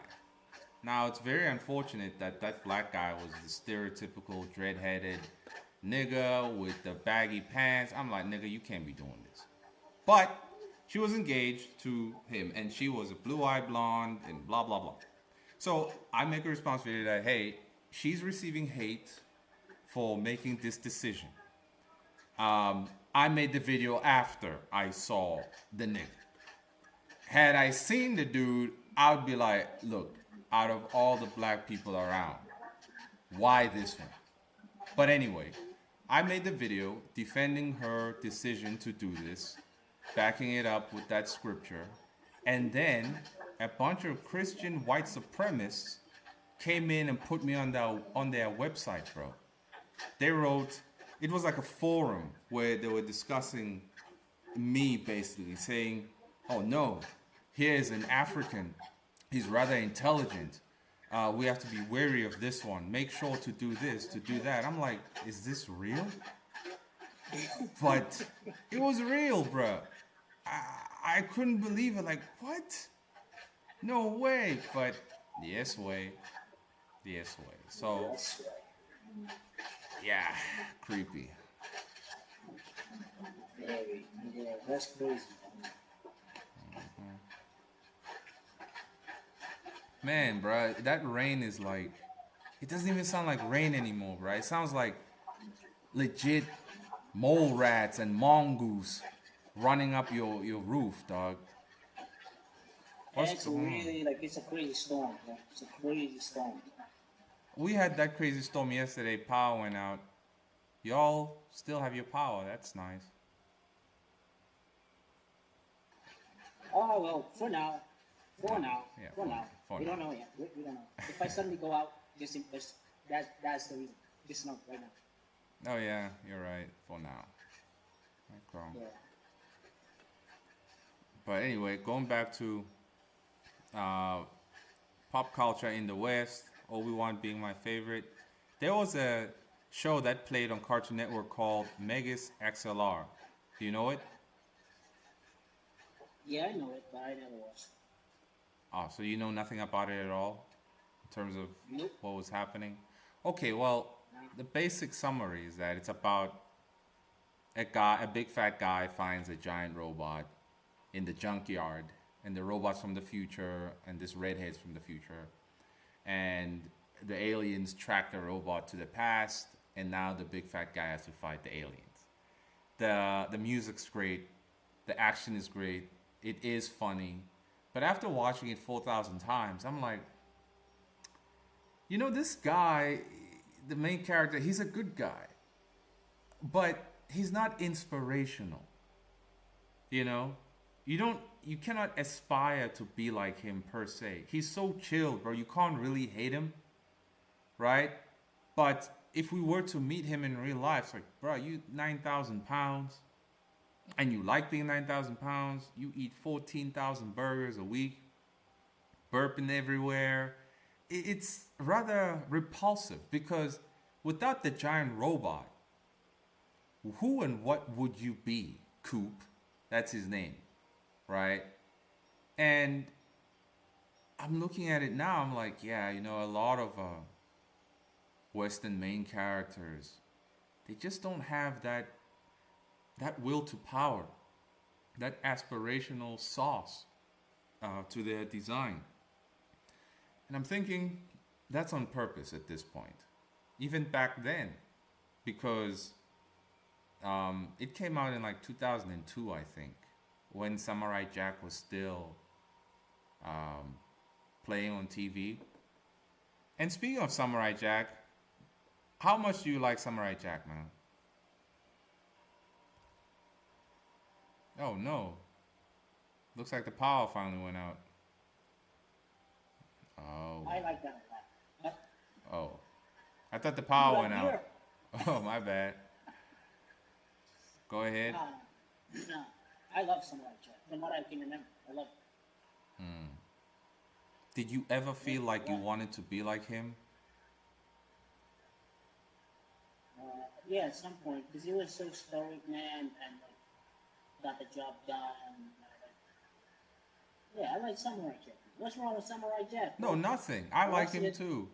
I'm just trying I to. watched it as a kid, so I don't really remember much from like the plot. I just remember he got thrown in a different timeline or something, and was fighting Aku, you know. So you didn't end up finishing the series because the final season came out. I remember they were talking about that, but I thought to myself like I need to start over because I can't really remember how we got to the final season, you know. And people said the final season was actually fire. It was rated R and stuff. Yeah, it was fire because it was rated R. That was a Hunchback who told you that. I remember. I remember when it first came out. It was 2017, and I was talking to this guy from Nigeria, but he was American now, but he still called himself Nigerian. And at that time, it was the first time I encounter somebody who's like, I'm from the Igbo tribe. But nigga, you live in Florida, damn it. I don't give a shit that you're from the Igbo tribe. Nigga, I'm in South Africa. I don't even know. But anyway, right? So he's like, yeah, man, it's fire, bro. It's fire, and you need to understand that media right now, they love black culture, and they putting trap music to the Samurai Jack theme song and whatever music in the background. And I'm looking at this guy, I'm like, what is this guy talking about?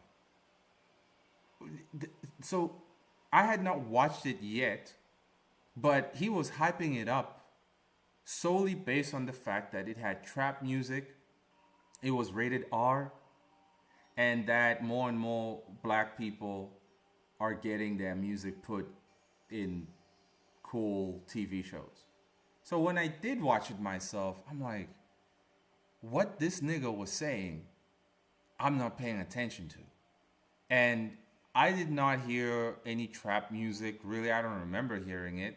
I guess that was like in some AMVs that other people did on YouTube. But I'm like, okay, it's not bad, but it wasn't great, especially the ending. And to be fair, the creator said the ending was rushed. It was not his vision for the ending. It was demoralizing not on his terms. So apparently the video game has the true ending. I have not seen the true ending of the video game, so I don't know. But I am trying, in bringing up Samurai Jack, I'm trying to pinpoint what makes a young boy want to emulate a certain character. What would make a young boy want to be like a certain character? When I think about Goku or Vegeta, we all, in the shower or at the playground, did the Kamehameha wave, we did the Spirit Bomb move, we did the Gallic Gun, we did the Final Flash and Final Shine. You see, it was as if second nature to immediately want to be like Goku, Vegeta, or most of the Z fighters. But people like Coop, characters like Coop, I didn't want to be like Coop. He was 8,000 pounds. Samurai Jack was cool as heck, but I don't remember ever wanting to be like him per se. And I'm trying to figure out, of all Western created characters, why not Samurai Jack? Something's missing. I'm trying to crack the code over here. What do you think could be the reason now?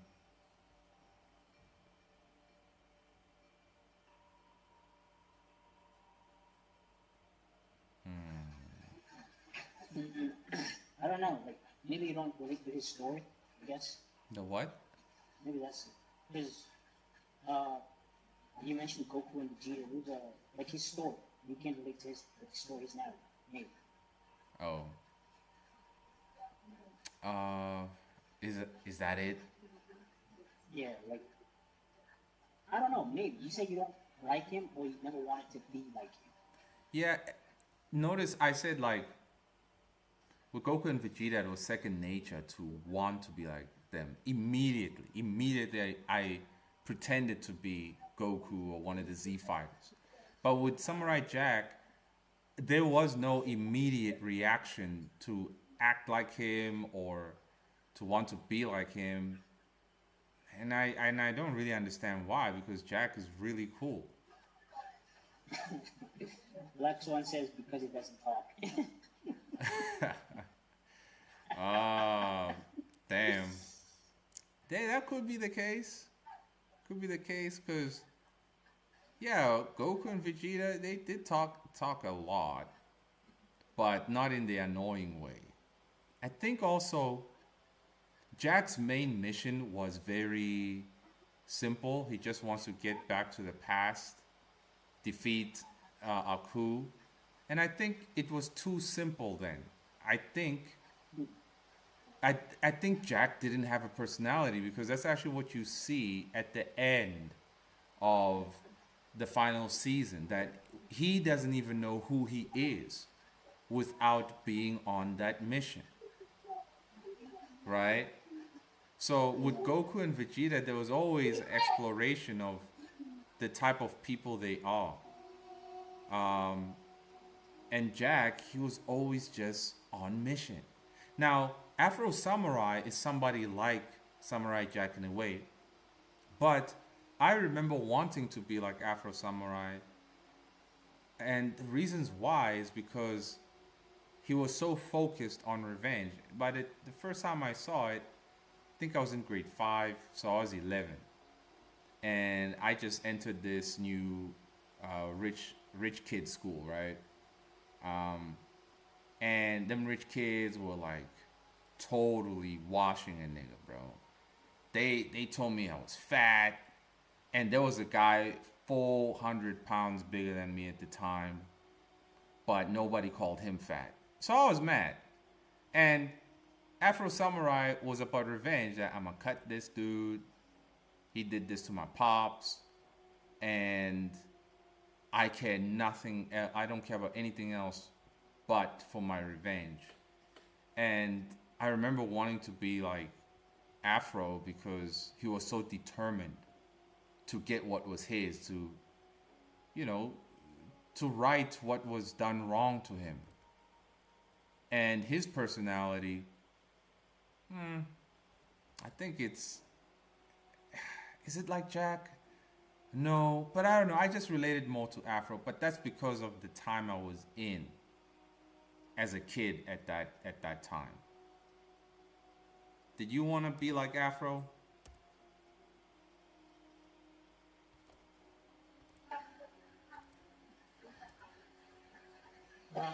I mean, I didn't watch Macro Samurai until very late. I'm talking when I was 17 or 18. When I started watching manga, well, not my anime on my own, and I started like getting into like the real anime. And then I started watching. So I'd say by that point it was kind of too late because then I could analyze stories and look at all that stuff. So now I didn't really watch it right away. So yeah. So you didn't want to be like Afro. I think a character I used to like back in the day, like it's not a cartoon or anything, but I really used to like Blade. Blade. Yeah. Why? Wesley Snipes. I mean, he's cool, Well, yeah, but why? no, like the whole story, how he's a vampire, hot vampire, and he's hunting vampires. Like it was such a cool story to me back then. And I watched Blade in a time when like vampires. My only exposure to vampires was, you know, the Twilight's Vampire Diaries, all the romanticized stuff. And when I Oh watched yeah. Blade, it was like, yeah, it was like such a darker version of vampires. I was like, man, these vampires look scary. And It was this a guy masculine and vampire take. yeah, Yeah. and the way he was taking them down, they burn into ash. It was such a cool movie for me back in the day. And I was like, yo, I even like the third one, the one most people think is bad, but it is bad. I still like it. It's like the same with Spider-Man 3. It's like not a good movie, but I love it. It's probably like it's not the worst Spider-Man movie. Even though I can see what's bad about it. I don't see what's bad about it at all. I never understood the hate, bro. I just really never understood it. But yeah. The story is so messy, man. Like this, How? they tried to cram so many characters in it. Like Sandman for one. What's Sandman's whole? Like they tried to make it a story arc, but he's not in the movie for like a long. And then they tried to squeeze in Venom in there, and then they tried to squeeze in an arc with Harry. Like But it all none of was the arcs- cohesive, though, wouldn't you say? it was cohesive enough, but they don't have enough time. They don't have enough time. Even the Harry forgiving Peter for everything, that happened like so fast. He just needed like one sentence from the butler. Like, yeah, you're father was killed by him. He didn't even have like time to think on it, bro. Like they told him that, and he was like, "Bet I'm going to save Peter." Like, Or I think that maybe, should have been. or maybe Peter, Harry never actually wanted to hate Harry. I mean, Harry never wanted to hate Peter. That was like him seeing or knowing that Peter might have killed his father. I think at the back of his mind, he knew it wasn't true, but he wanted to defend his father's honor because they were not that close to begin with his dad. So, you know, I've been in a Harry situation, so I You don't have to sell me on it, bro. I already like it. yeah, You but don't gotta sell me on it, bro. But yeah, I understand. He really wanted his father's approval, even in death. And he really hated Peter because Peter always had Harry's father's approval. Even as Spider-Man, like in the Goblin's last moments, he's like, he was really talking to Peter. He wasn't talking to Spider-Man, and he always like really held Peter at a higher like pedestal than his son, which is why I think Harry was so quick to hate Peter, and Peter's a superhero, and Peter killed my father. He was so quick to believe that also. But I do think there's some nuance to his character, like you mentioned. The problem with the story is that we don't see the nuance. We have the headcanon. Like right now, what you're telling me, there's no inclination of that in the movie. but wait, that is the nuance, bro. Nuance. Like what you are advocating is that we should have seen it. No, some things need to be filled in by your subconscious mind. You know, that's what makes something good. You can't walk people through everything all the time. Like I made a video on Coffee Ultimate about why I like the ending of Dragon Ball GT. And I said, even though the Japanese don't, you know, they're not Christian and whatnot, they extrapolate a lot from Buddha and so on. At the end of the day, when Goku left the earth, the way he left was as if Jesus was leaving the earth, right? Yeah, He was deified. And I'm like, you see, my positive feeling towards this moment, this ending, subconsciously, my subconscious mind is filling in the gaps with something that feels familiar to my soul. My soul that was westernized with Christian lore, right? And it was nicely knitted in Dragon Ball GT. But to this day, a lot of people don't see that. So nuance is something that you should not see.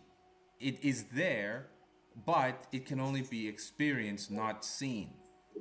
You know? true. That's the way I see it. But that is like one aspect of the movie, bro. What about Venom? What about him? What about Sam? Like the Venom storyline, man. It was like Venom isn't even a character in the movie. It's like something else. It's like A plot we don't know what it device. is. We know it's Venom because we know Spider-Man lore and Spider-Man characters. I don't even think they call it Venom in the story in the movie. Like it's just A symbiote. Imagine you're someone. Yes, it's a symbiote. But imagine you're someone who doesn't know what Venom is or anything about Venom, and you watch. You're like, why is this here? What's going on? What is this thing's motivation? We know now because we know the Venom movie that symbiotes need a host to survive. Like they mention it in the movie a little bit, but Yeah. like we need the depth. If it's gonna be a villain, bro, we need the depth. Sandman had the most depth in that movie. Yeah, he was awesome. The main villain. Exactly. The way they wrote him, bro, I felt sorry for him when he was asking for forgiveness and Peter forgave him at the end. I was like, this was supposed to be the main villain. Not Harry, not Venom, you know. And then they have this whole arc with MJ and Peter, which I think was pretty well written because they go into trials and tribulations as a couple, you know, everything. And then Peter gets the symbiote and then he starts acting crazy, which is actually like pretty good. But I feel like everything in the story, in the movie, is good. It just needed time, like fleshing out. We just needed, like, even if you don't tell us anything, just have shots of like Harry just like thinking. He doesn't even have to say anything.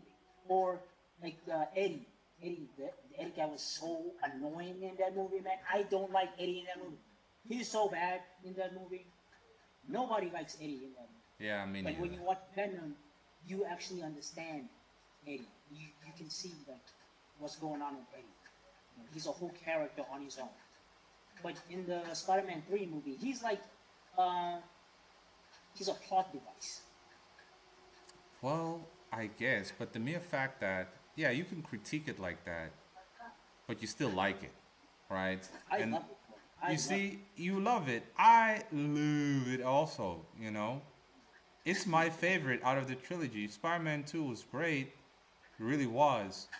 But man, 3 just, it just had everything. Yes, Eddie Brock was annoying, but I honestly saw more good than bad in that movie.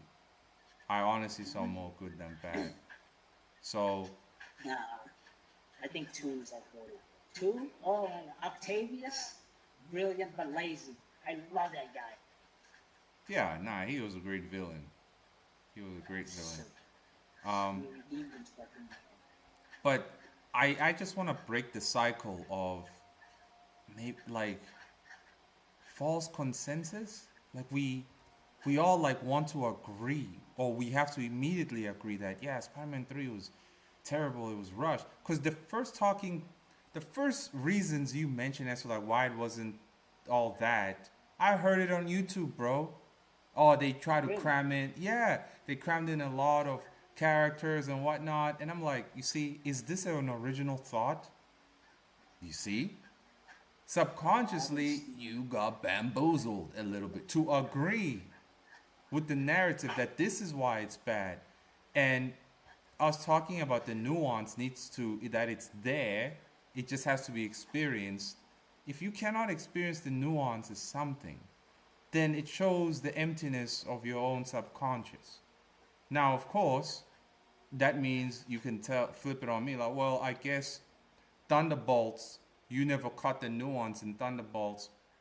Thunderbolts is empty propaganda slop, right? So this would be a debate that goes back and forth. But for those who understand what I'm saying, because if you don't understand what I'm saying, there's nothing I can do for you.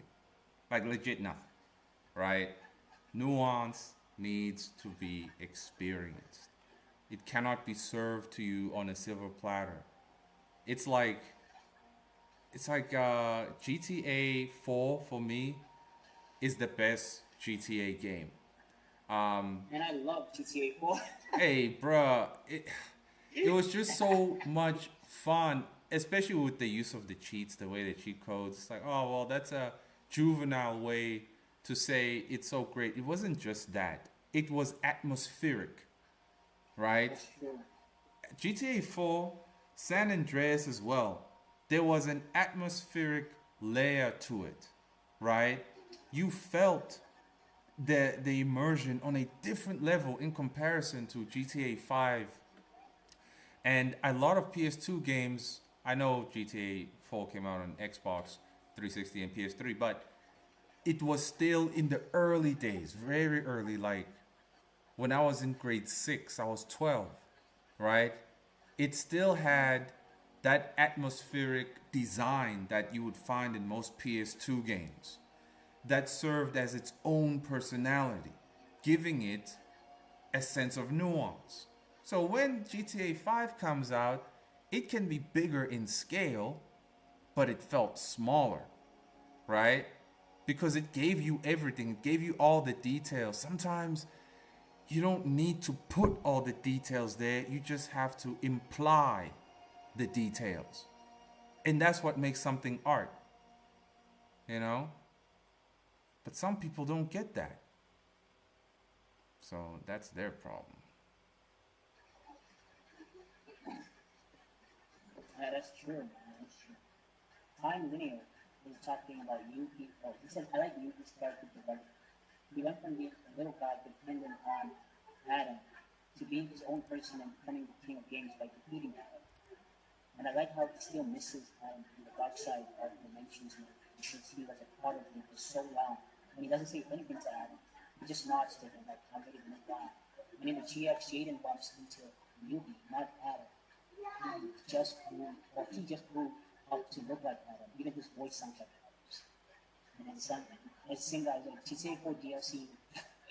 So it was just so good and realistic. The characters felt like I've seen people in my like, bro. The Ballad of Gay Tony was so fire. I played that DLC. I remember at some point it was my only CD. Like it was the only game I had, so I played it to like its limit. I did Damn. everything in that game. And I just bought.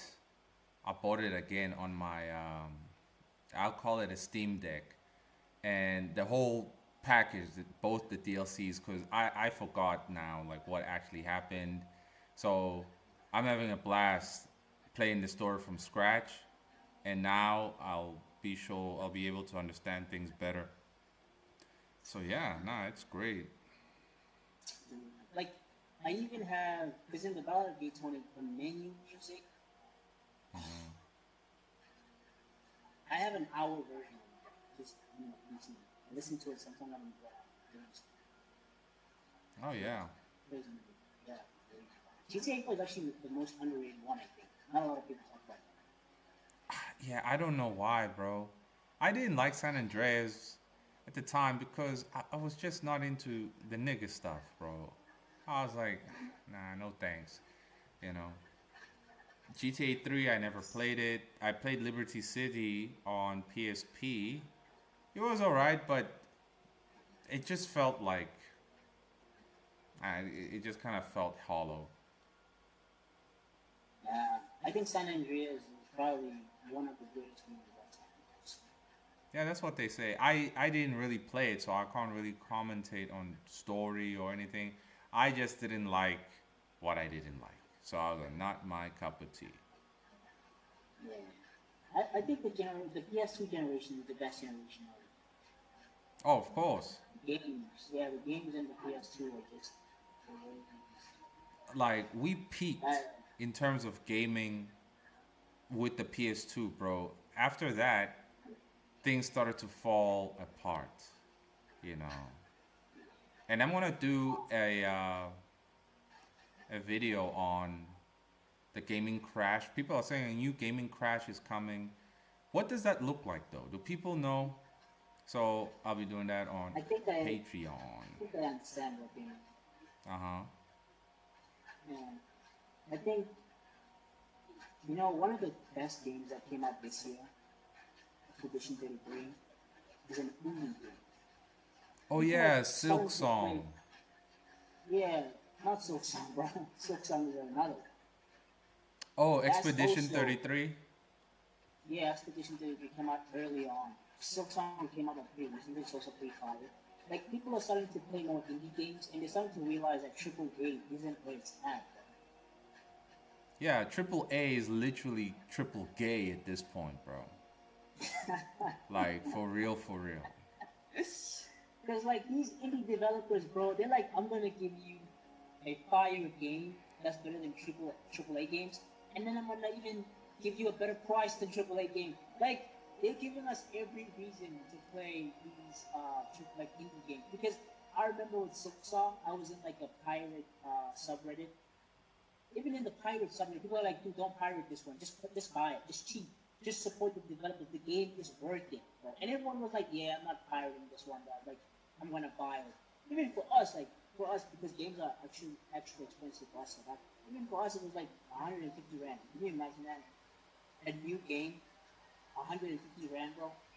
Yeah, that is just crazy. So, and it was actually fire. The game is actually like, pretty good. My personal favorite, like, indie game that I played like over 100 hours was Sequel.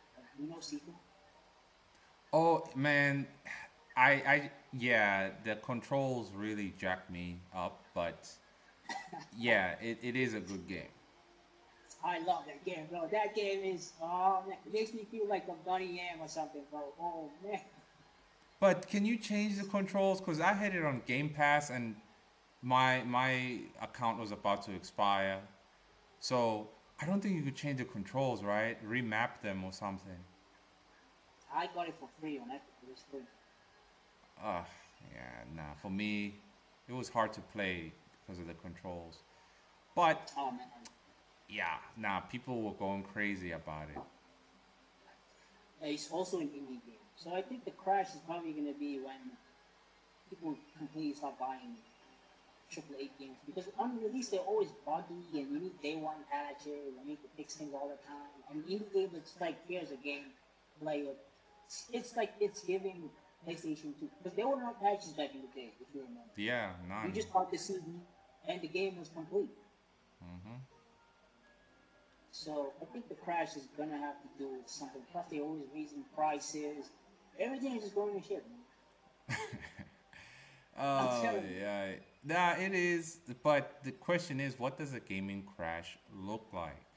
Because it happened before in the '80s. You see, now crashes never look exactly the same because markets crashing in 1929 or 1930 and people ending up homeless like that. It's not the same when like a COVID crash happens, supply chains are halted, but you didn't really see people selling their kids on the street. So it changes, or what a crash looks like changes every generation. So I want to explore that and like, okay, what's it gonna look like this time? And I can see the page they're drawing animated. I can literally see. Yo, we need to talk about One Punch Man. Yeah, the new season. I got people all kinds of mad. I saw it coming. Did you watch it? No, I haven't watched it, but I hope you might watch it. He's like, don't watch it, bro. Save yourself. Bruh, it's a disgrace, man. Season 2 was amazing in comparison to this. And remember how people, once again, that group psychosis, season 2 of One Punch Man was such a downgrade, blah blah blah. It was good. It was great. You know? They just wanted to hate on it. But this one, yo, bruh. Ay ay ay. Just wasn't it. Even the director of the series. I watched a few clips of it. The director of this season deleted his Twitter account because he couldn't stand the hate. And the One Punch Man guy that I've always spoken on, right? He at least he's trying to be honest, you know. He doesn't want to upset the hardcore fans. It's like, hey guys, it's not that bad, but it's not that great either. He'll never say flat out that yeah, this is a disaster. But there were budget constraints. There were budget problems. Give them a break. Like, yeah, yeah. I saw someone say Demon Slayer is not a great manga, but it has great animation. One Punch Man is a great manga with shitty animation. Yeah, that's demoralization for you. Let's empower like pure garbage, spiritual slop, right? And exactly. But I would look, One Punch Man is great for me from start to the end of Saitama versus Gyro. After that, I don't know what the hell's going on, nor do I care. I haven't read it after that either. Yeah, exactly. So this season was supposed to be the build up towards that fight, and it had to be great. But no, sabotage. Yeah, now the internet is trying to convince me that Demon Slayer is a good story. I mean, I never thought Demon Slayer was horrible. I just thought that, like, it didn't interest me. And why did it not interest you, bro? Because I felt like I didn't understand what the story was trying to tell me. And there you have it. And So I didn't like, but I do like the fights in it.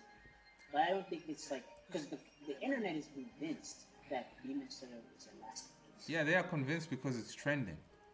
Working at the bookstore and looking at the surveillance camera, I see them dudes coming in looking for it, picking it up, picking up everything that's trending.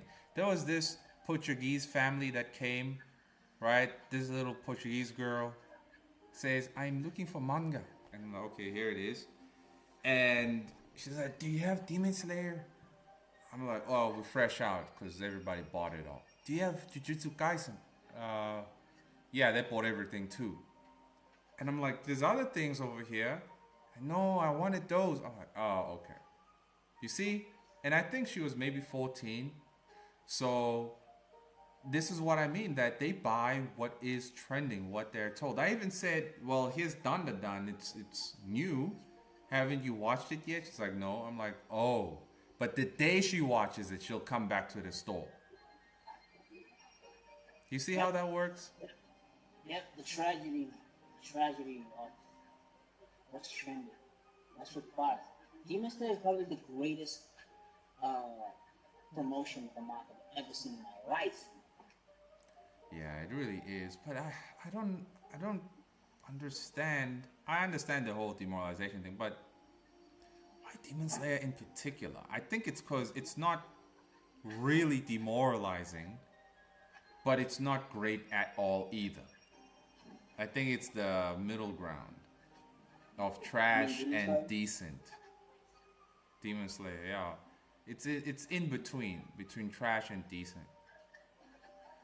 I don't think it's trash. I mean, simple stories. Well, a simple story doesn't mean a bad story. Right? That's not what it means. But a simple story needs to have a message, and maybe I don't understand the message. Maybe like a super fan can tell me what the message They is. can't Yeah. tell you anything, bro. Obviously, the message is family. That's the that's the problem with people who are like new to anime. They don't analyze it. Yeah, I'm not saying everyone needs to doesn't, but most of them don't analyze it. But I am always open to hearing people who, like, I always wanna like find the guy who's the biggest fan, who knows everything about the product. Like, and I wanna talk to him because he probably knows more than the casuals. do such people So exist maybe, anymore? I Like mean, for someone experts? talking, yeah, yeah, I know They're like not the same, bro. They're not the same, bro. They glaze too much. Because look at the One Punch Man guy. He's too afraid to be critical. So in the end, it's like you're being dishonest and you don't actually say what you should say, and so the information is false. Long time ago, these weebs, otaku people, they were critical. They would say, "Yeah, this is jacked up, yada yada yada." Um, but now they're so afraid to offend. It's like, what's that guy's name? That doofus, Rhyme Style.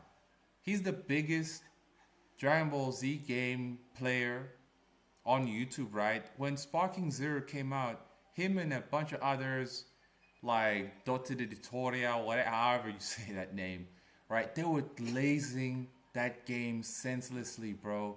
Even though it was broken as hell, right? Repetitive and lacked all kinds of single player content. It was slow. It was nothing like Tenkaichi 3.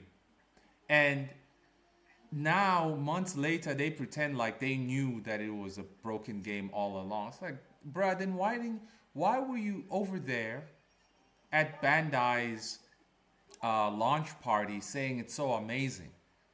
They all don't want to upset the normie, bro. So you end up falsifying things. yeah, that's true. That's true. I hate that people can be bought because when I think about it, I think I also can be bought, like for sure. Especially in the situation I'm in, dude. If they pay me, they say Demon Slayer is a masterpiece. You better believe I'm saying Demon Slayer is a masterpiece. Damn, bro. Okay, how much money? Bro, like, obviously it's gotta be like money that I can uh, live off. You know, I'm talking maybe a year's worth of groceries, 2 years worth of groceries. I'm telling, I'm for saying, like, I'm not judging nobody, man. If they're bought, I'm not judging them, bro. I'm honest. I'm honest just like that. I think I can be bought. Let me tell you something. If I ever get like 20K subscribers or something, and these companies come to me and they're like, yo, this is a bad game, but I want you to glaze it. Here is like $100K. I'm like, bet. I'm making a video yeah. immediately. I'm telling my fans, yo guys, because my core audience is supposed to know what I stand for. So if they see me selling out, they better know that, oh, okay, it's for the money. Ay, ay, ay. Tough times, man. Like, I understand people like us, all the way down at the bottom. It would make sense why you would sell out so easily. But people like Rhyme Style, he has been at the top. It's like, bro, I'm sure you have enough money, bro. You don't need to sell out like that. But you see, I noticed that integrity is not respected anymore anyway. Though these people who hate me or anyone who is, honest about anything, committed to anything, they disrespect you. They disrespect you for sticking to your ideals and so on. So a lot of people become demoralized as to like, man, should I really like, be long suffering here? Should I really not sell out? I mean, these people don't respect anything I do anyway. So I understand. Yeah. True. But for me, honestly, I know nobody gonna approach me with a bag, so it's fine. They hate me that much. It's like, whatever. Whatever. Right. But you see now, if people don't know what is good. They can't explain why something is good. It's good because Rhyme Style said so. It's good because Moist Critical said so. Because Asmongold said so. Who the hell is Asmongold? Right? He ain't no expert, but then again, doctors who are supposed to be experts told us that a flu would wipe you out back in the day of 2020. So everything is jacked up. The expert with the degree and master's degree is the most brainwashed person alive at this point. With the PhD, it's the last person you want to trust. Yeah, that's true, man. Everything is compromised. It's like here in Africa, bro. Here in Mzanzi, dog. Tell the people, bro. These people gotta know. Tell them that here in SA, I don't know if you watch Ike Kumalo. Do you know him? Nah. Okay, well, he makes a nice example as to like this place is so jacked up that real employment is through a government handout or being part of the government. Is that not true? That's true, right? Yeah, that's kind of true, man. Like, that's why everyone in university, like, the mass majority is either, like, everyone is doing government degrees. Like, nursing, teaching, everything that's going to get you a government job. Yep. Little do they know that the person in government right now doesn't have a degree, diploma, Yep. doesn't even have, Yep. has never been to school, bro. Can't read. Yep. The Minister of Education, remember her, Angie, whatever? She couldn't count. Yep. So, yeah, it's like it ain't gonna work like that, everyone. These people are ancient up in these government positions, and they don't want to retire because they want to keep, taking the bag and so on. So, we are now somewhat witnessing that sort of thing everywhere else in the world. James Gunn, he is an example that this guy is in America, and instead of hiring qualified people, he puts his wife in a lot of movie roles, right? In a lot of movie roles for who knows what reason. He's put his brother in a bunch of movie roles. This is corruption. This is straight up corruption, bro. Unearned. His wife gets fondled on set. He likes watching it. Bruh. Yo, Time Linear just said something fire in the chat. He's like, everyone looks for a person hired to believe it. And those hired people with for someone to believe in. That's how kings are made and gods are born. Aizen. Noise. Oh man, Aizen is such a like he appreciates with time. Mm-hmm. He appreciates with time. I'm about to do a Bleach rewatch actually. Oh, you gotta do it. And do it And Hunter x justice. Hunter. Yeah, and Hunter x Hunter. Like right now, I'm just rewatching old shonen animes because they got the sauce, man. Join the club. They Join the got the club. sauce, bro. Like I'm just rewatching Naruto, Bleach, Hunter x Hunter. I haven't watched any like I haven't watched Dandadan. I haven't watched Kaiju number 8. You haven't watched Gachi Akuda? I haven't watched Gachiaku. You said I should watch it, so I got it. Nah, never mind, bro. Don't watch it. It's never. It ain't going anywhere, bro. Like honestly, I wanted to believe that it's going somewhere, but I think the author doesn't know what the hell she's doing, bro. Like that I thing. saw she was finding some AI art stuff. Too late. They took her characters and literally busted them open, getting busted with BBCs and everything. So it's over. There's nothing she can do about that. But she's been fighting a lot. A lot of these Japanese people. Yeah, well, maybe we should talk about that in the next video. Basically, when they type in English on Twitter, they are addressing the English world. And I actually Yeah. wrote that in response to a Japanese guy as to like, hey, look, he's typing in English because he's sick and tired of the crazy English world. And then he responded to me saying, well, not really. You're assuming things with absolutism. And I'm like, no, I'm not assuming anything absolutely. But he's a hunchback who can't really draw or relies on 3D mods. But yeah, we'll talk about that some other time. For sure, man. Okay, do we got no new comments? We got one more. Time Linear says Bleach is so deep it shouldn't be compared to Naruto and One Piece. They're not the same. I don't know why you gotta drag Naruto, bro. I don't care about One Piece, but don't drag Naruto. I'm sensitive like that. Is he implying that Naruto is not good? No, he's just saying like Bleach is so deep that it shouldn't be compared to Naruto because they are not on the same level. I think he's mentioning like it's something about depth. Oh, yeah, I think he. yeah. I think Bleach does touch on. I think all three of these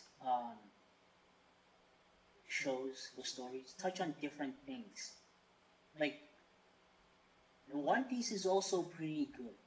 I've noticed that a lot of people start slandering One Piece these days. It's also pretty good. The writing has depth.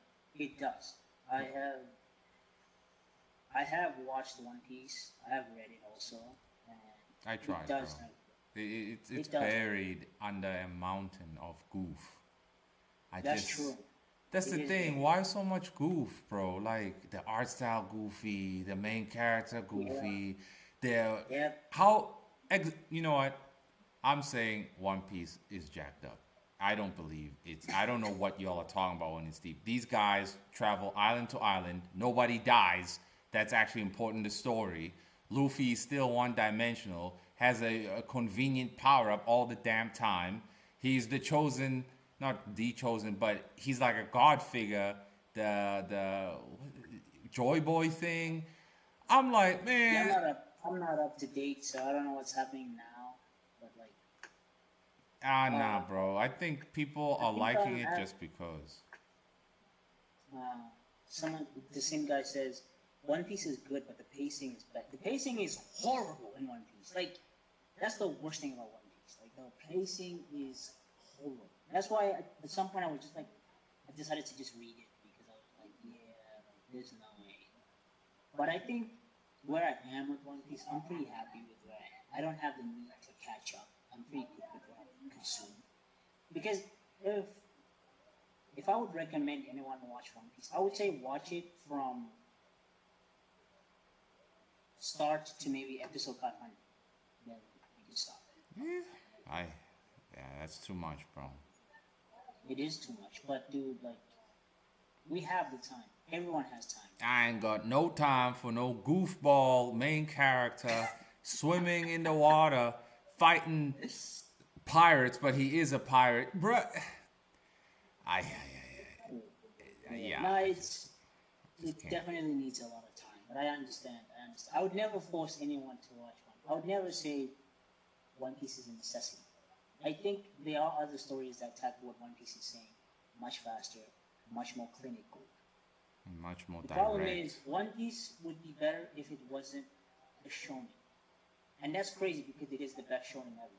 And that's why it's so goofy and stuff. Is it the best shonen ever because it sold so many?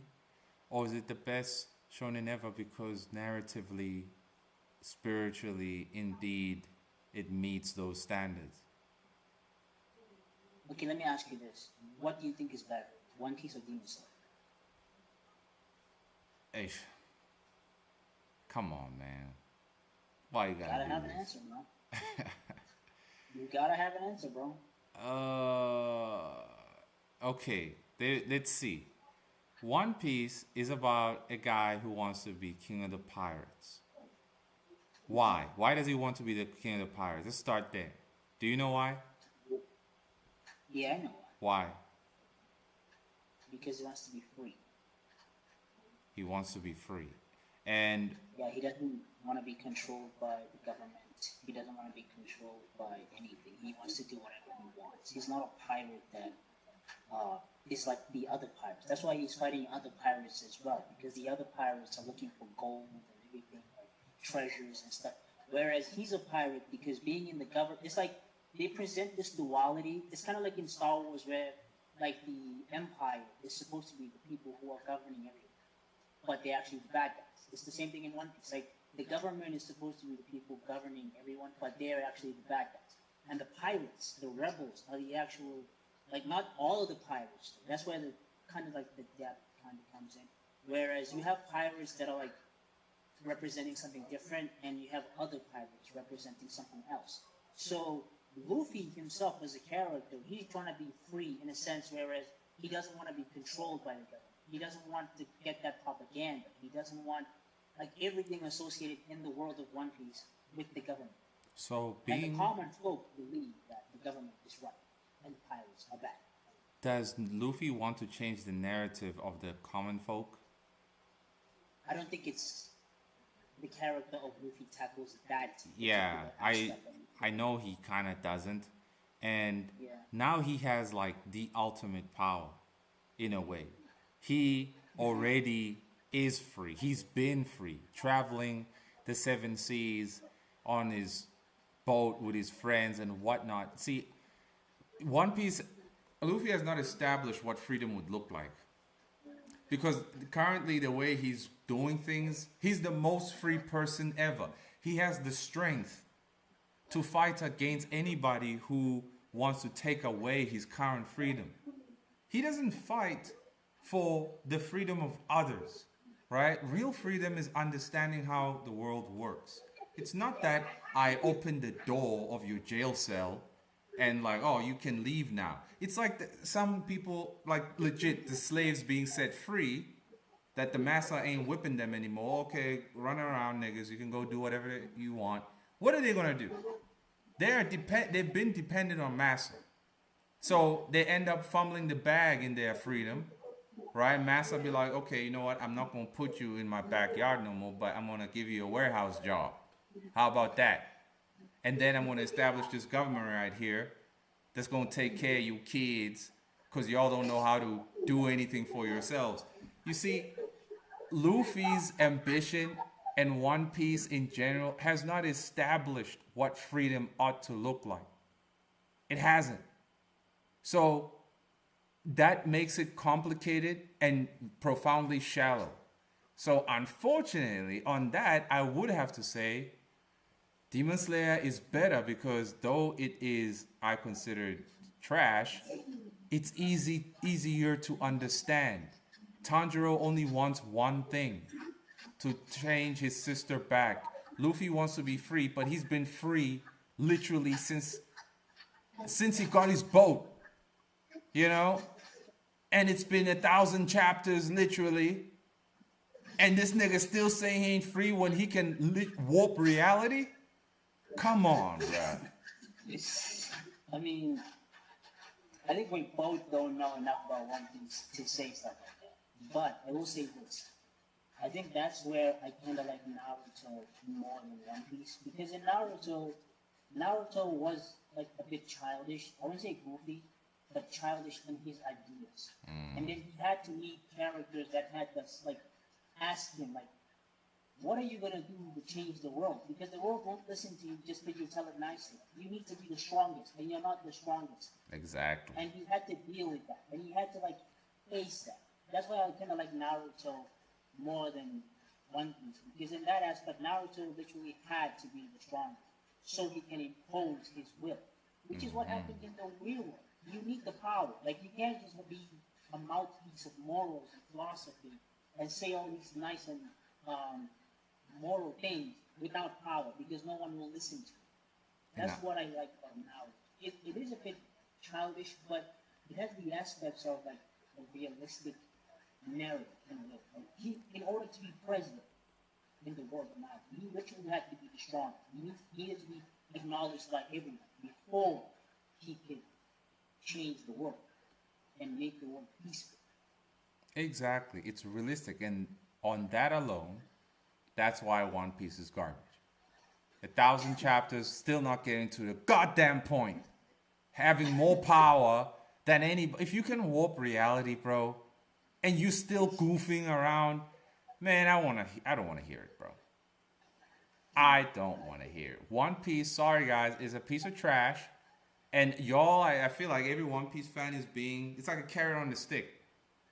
It's like you've been chewing on the dust trails of this carrot, and you're too afraid to abandon it. Man, am I ever gonna bite into this thing? And then you look around like, oh man, those guys are actually eating something. That's like, maybe I should go. But then it's like, but I've been here for so long. Maybe I should stay. I'm sure I'll bite into it one day. 2,000 chapters later, Oda's dead. You didn't bite into anything. Now that would be really demoralizing. I think early One Piece was actually pretty fire. Like, there was, I remember two scenes in particular that made me like respect One Piece movie. First one is when this is really early on, but like when Nami was kind of like when she betrayed Luffy and went to Arlong and stuff, and then she had to ask Luffy to save her. Like I really like that episode. The whole thing is like I really like it because he was like, I'm not gonna do anything until you tell me like what's wrong. Tell me to save you. Like ask me to save you. I really like that. And then the second scene is when they're saving Robin. Like, and then she's like, I want to be free and stuff like that. That scene is really nice. Those two scenes in general, like, I like that they had to make a choice. Like Luffy didn't just become a hero or saving everybody. And he's like, no, you have to ask me. You need to be clear with what you want. I really like it. And of course, I like the Whitebeard scene that I told you. Was it? No, I was talking to my home. But there's a scene in One Piece that is like really like fire, bro. I think we should like actually. But I was telling you about Whitebeard last time we were talking. Remember?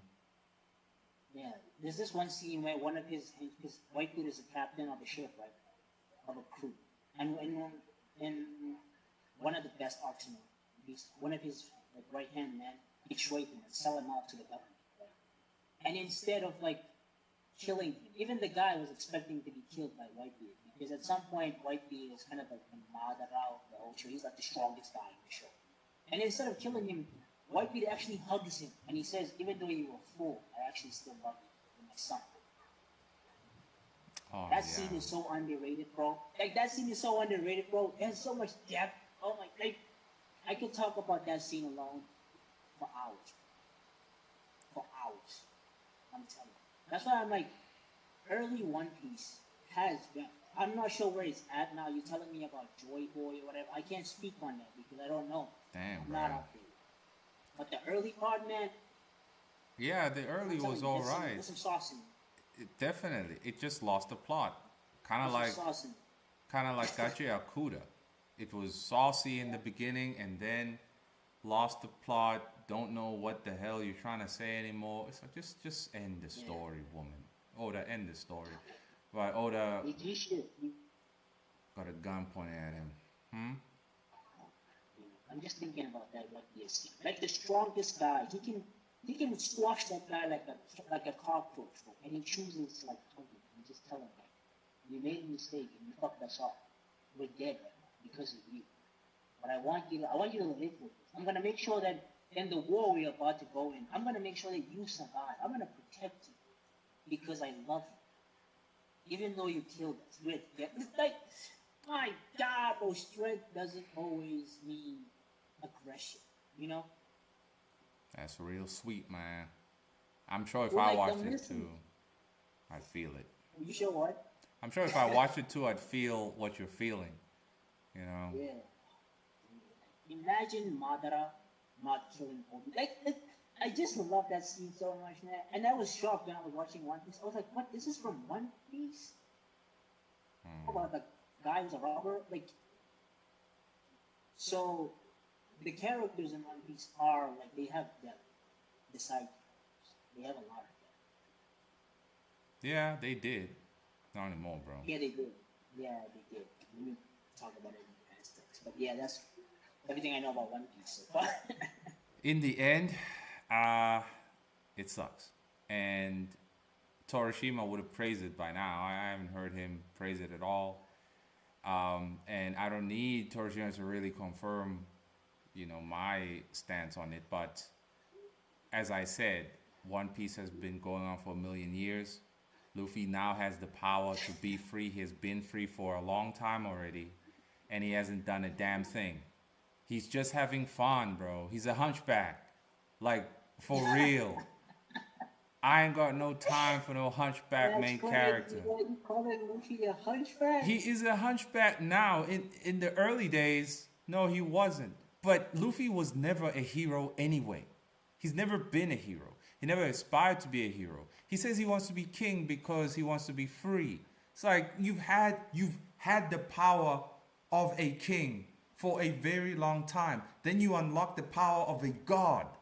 And what have you been doing? Hunching around with your friends, right?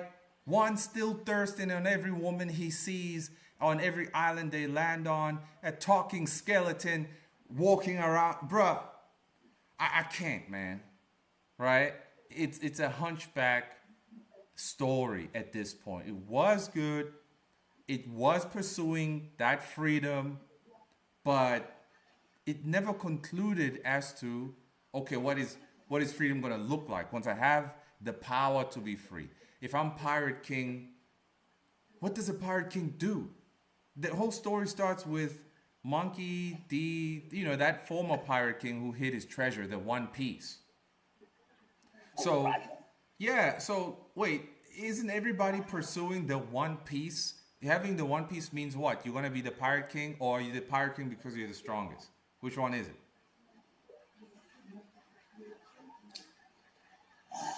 You see, in other words, you don't know, and at the same time, having a bunch of treasure doesn't mean you're strong.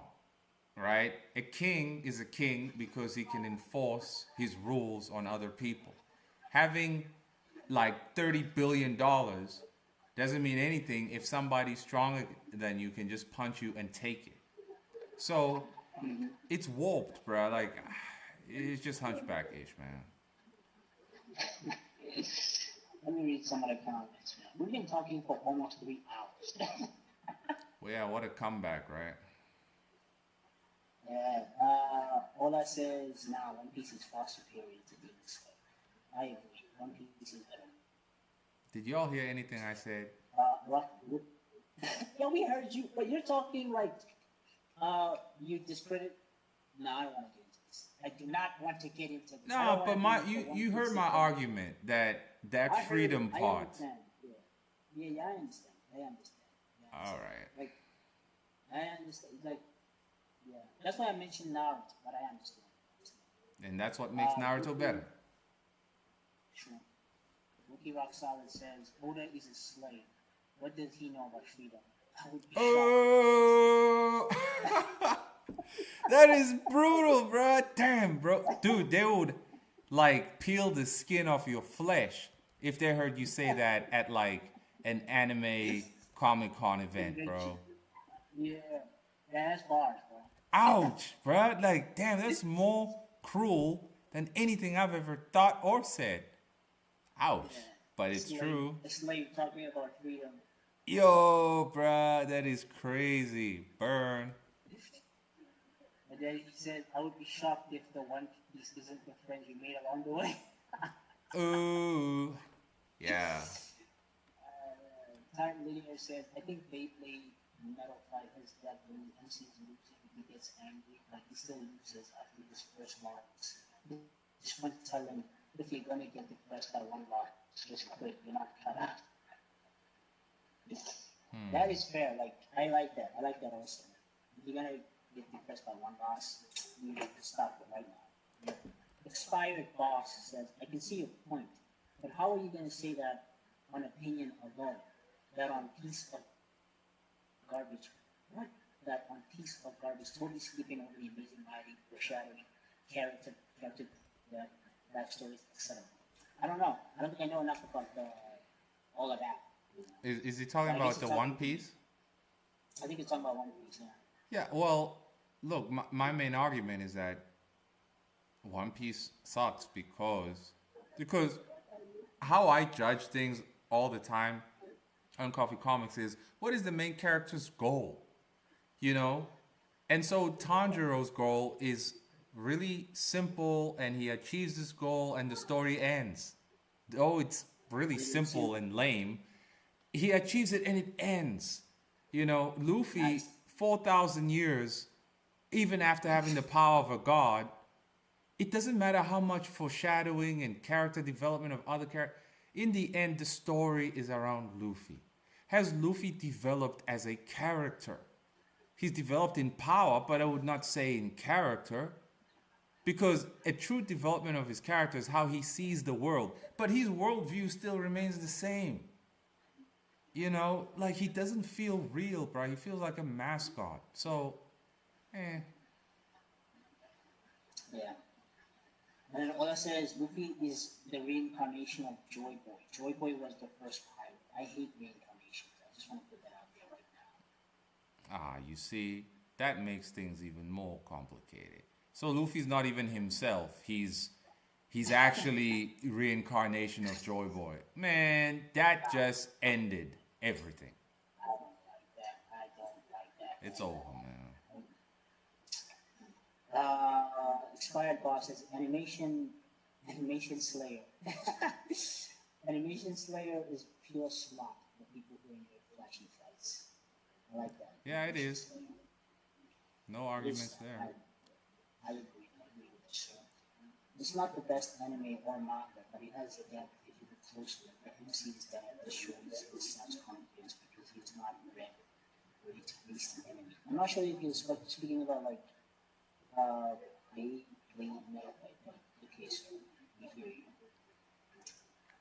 Ola says, although, because he was like talking about One Piece being good, he says, although you don't need over 1,000 chapters to tell a good story. That's the whole point, bro. Like we're arguing about that. And then he also says, Oda confirmed that One Piece will be an actual treasure. It better be. Yeah, but no one even cares at this point, bro. It's been 8,000 Yeah. years, bro. Like, I imagine guess so. what is the treasure gonna be? Some like golden teaspoon? It's gonna be demoralizing because it's like Luffy is not even himself. He's an avatar, right? He's an avatar god. What does a god need with treasure? Whoa! Get out of here, bro. Sure.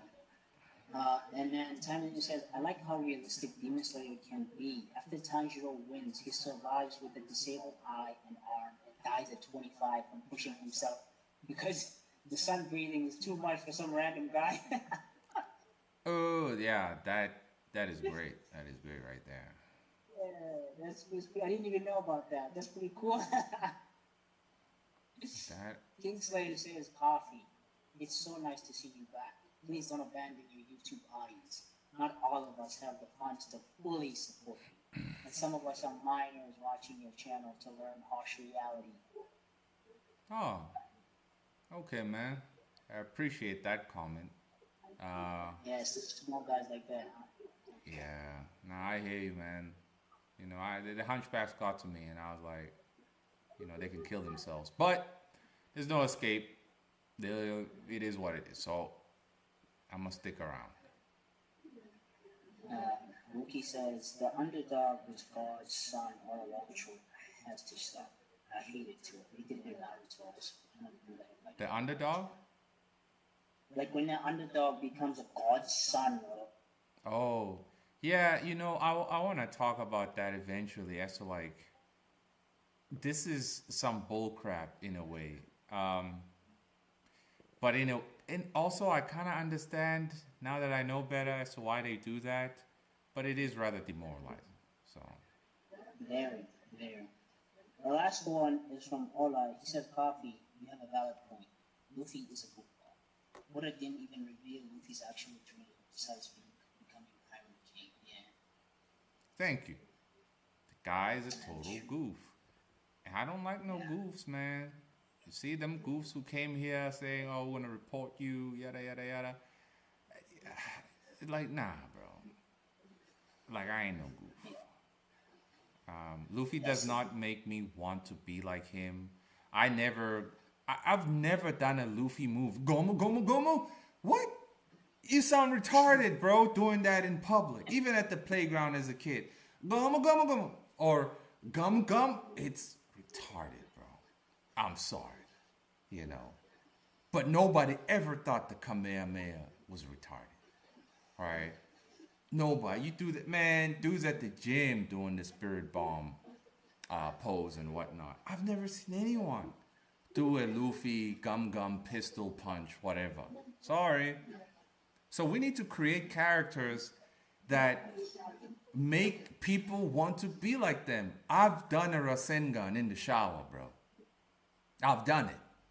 I've done a Getsuga Tenshu when I was holding a stick outside. Right? And I'm creating my characters with that in mind, that when Jacob says bloody hurricane and he swings, I want people to be like, yeah, I want to do the bloody hurricane. You see? That is what we're supposed to be doing, bruh. Forget the gomu gomu gomu. Forget the other stuff that don't make no sense. You got to create that bloody hurricane. Right? So... Yep. Totally agree, bro. Rasengan is kind of a pre-move. It's kind of? It's kind of like a pre-move. I like the movie. It's like a pre-move. Nah, the Rasengan is cool, bro. Definitely. I've always liked it. The Rasen Shuriken. Oh, when he was training to unlock that, it was awesome. It was great. True. Yeah. And you know how people always say, Naruto's like always using Rasengan. I shall have jutsu in every fight. Uh-huh. What about it? I like how the Bleach fans have this Ichigo.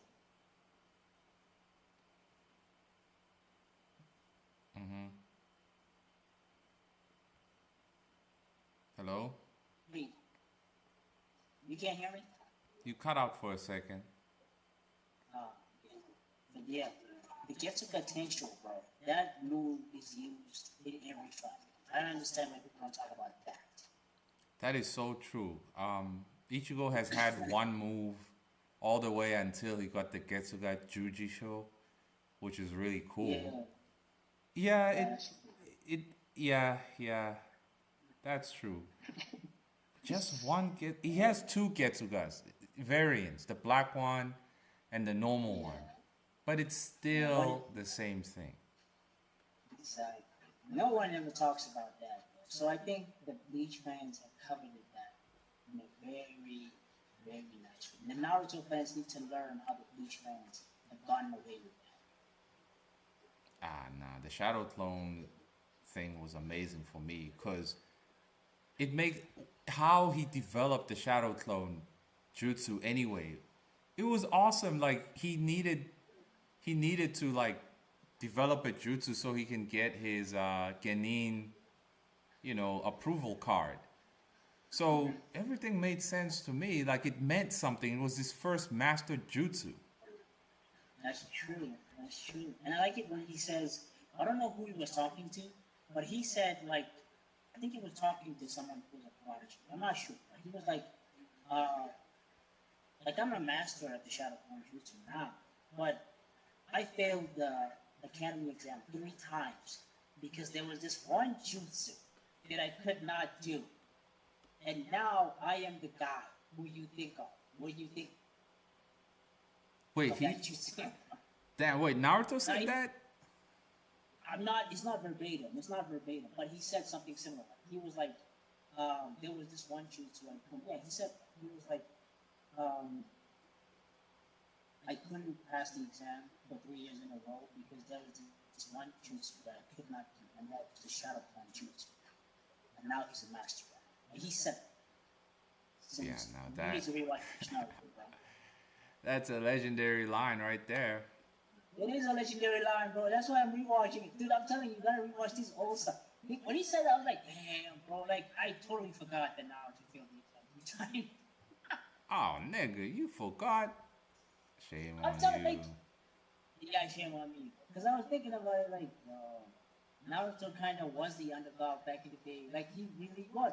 Like, his fight with Neji is so cool because I'm still watching the first Naruto. I haven't gone to Shippuden. I'm watching the first one. His fight with Neji. Oh, good. Like, Neji is shitting on him the whole fight. She's like, how dare you think you can step up to a Shugo, bro? Yeah, you can't change destiny. You can't change fate. You're stepping with the prodigy. Yeah. But then in the end, Neji was right. I like that. That's the sad part. He was. That's true. That's the sad part, bro. He was. Like, dude, Naruto also appreciates it.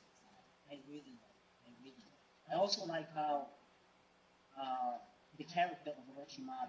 I'm learning to appreciate the character of Orochimaru. Why? Because in the legendary Sani, Orochimaru is kind of the only legendary one, if you can think about it. I really like Jiraiya. I really like Jiraiya. Jiraiya is actually one of my favorite characters in Naruto. I think he's one of the few characters in anime, period, that has such a good death. Like, his death is so good, and he's drowning, and he's thinking about Naruto and his failures in life, and he's like, I'm a failure. I failed as a sensei. I failed. Like, he's talking about pain. He failed pain at Naruto. And he's talking about how he failed to stop Orochimaru. He failed to, like, get to Nare. And then he starts to think about Naruto and what he did with Naruto. And I'm like, dude, like, I really like Jiraiya's death. It's like one of my favorite deaths of all time. Yeah, I agree. It was so sad, bro. Like sometimes I It's rewatch so it. sad. But you dude. know Like, how Boruto butchers it butchers Jiraiya's sacrifice, bro. I don't even want to watch. Don't even tell me. Yeah, hey man, in the manga though, it's a flipping disgrace and disaster. I'm like, yeah, I don't know what's going on anymore, but yeah. Dude, the way they respected Jiraiya in Naruto, they didn't even reanimate him, bro. Yeah, and I remember an interview where they asked what's his name, Kishimoto, that how come Jiraiya wasn't there, and he said, I don't think it would have been a good idea. Jiraiya was better off left off dead, and his body was at the bottom of the ocean, so it would have made things make less sense as to how do you find his body type thing, you know. Yeah. Jiraiya was very respected. And when he died, Naruto's pursuing Sasuke, because Sasuke's fighting Itachi, and then he can feel the hand, like on his shoulder. And he's like, oh, dude, and that's one of the deaths where I'm like, okay, deaths are important. Like, they are important. Characters need to die. Exactly, bro. Sanji, Really. Brook, Nami, half of the crew in One Piece should have been dead by now, bruh. But they still alive. So screw it. Nah. Yeah, yeah, characters have to. Even Itachi's death was pretty much treated with respect. Even the second death of Itachi, like Itachi's character, people are starting to shit on Itachi now, but like Why? I still think I don't know. I've just heard people say Itachi's not a great character. You guys are just closing him. Oh Oh, man, Itachi's it's this. the And then anime tourists, bro. These people yeah, true. are like 14 years old or just brain dead freaks who only started watching the thing now, who have been on autopilot most of their life, and they watch the thing and they just don't understand because they've been vaporizing the brain. So now they just want to hate. The way I like Itachi's character so much, I don't even like his relationship with Sasuke. I like his relationship with Naruto more than I like Itachi's relationship with Sasuke. How so? Because Itachi could have killed Naruto at any time. Right? He met Naruto so many times, and every time he met Naruto, he was always analyzing Naruto, questioning him. Like, Challenging why do you him. want to, yeah, challenging him every time. Like, why do you want to save my brother so much? What does he mean to you? Like, why are you doing this? Because you're the only one who's still adamant on saving Sasuke. Everyone else has moved on. It's a new show. It's Shippuden now. We're dealing with other things. You're still on the Sasuke retrieval arc. We're past that. You know, you lost. Move on. Naruto telling him like Naruto, no, he's like Sasuke is more of a brother to me than you ever were to him. Itachi's like, really? You don't say. And Yeah. from that moment, Itachi, even when he got reanimated, he didn't even care about Sasuke because he knew that Naruto will handle that. Because he was like, I'll leave Sasuke to you. I'm gonna go deal with Kabuto. And then Sasuke was like, no, I'm gonna go after Itachi. He owes me answers. And when Itachi met Sasuke, Itachi was like, I don't owe you anything, bro. I'm just here to deal with Kabuto. Naruto's gonna deal with me. Because I trust Naruto. And he was right. Naruto did get through the Sasuke. He was the only person who could get through the Sasuke. So Oh, I like the Naruto. little interaction. Yeah, Naruto's OG, bro. It's wonderful, man. I've always liked Naruto. It's just, I suppose artistically, I don't appreciate it as much anymore. But narratively, yes, it ain't perfect since he was the chosen one and all that. But Yeah. all the other themes, bruh, the challenging of Naruto's beliefs, and niggas want to be like, oh, talk no jutsu. Like, sometimes you gotta talk before you kill somebody, bro. You don't always want to kill people. First, it's like, okay, look, man, maybe let's try to talk it out. If we really cannot talk this out, fine, we'll kill each other, right? So, come on. But anyways, we can wrap it up now. We're done with the comments. Let me see. Tanya just said, I broke my ex pretending to be Ichigo. Never doing that again. I felt so embarrassed. Broke his axe. Yeah, he's like Getsuga's hench. The wood has a higher spiritual pressure. Oh, damn. Yeah. And then he said, I don't think there will ever be another Naruto. I did not care when Jiraiya died. I loved him, but if you think about it, he knew how Naruto was and never approached him when he met Naruto. He was trying to get away from him, knowing his circumstances. Really? Jiraiya was trying to get away from Naruto? I've never seen that. What are you talking about right now? Yeah, I don't know what the heck the nigga's talking about right there. Yeah, but that's the last comment, bro. Okay, y'all. This was the welcome back stream. We had some retarded dudes coming in as usual, but fuck them. They not gonna stop this train no more. We'll be back later this week. For those who can, jump onto that Patreon and get more detailed hot sauce and information, you know. But we'll be back. So that's it for now. Peace out. Okay.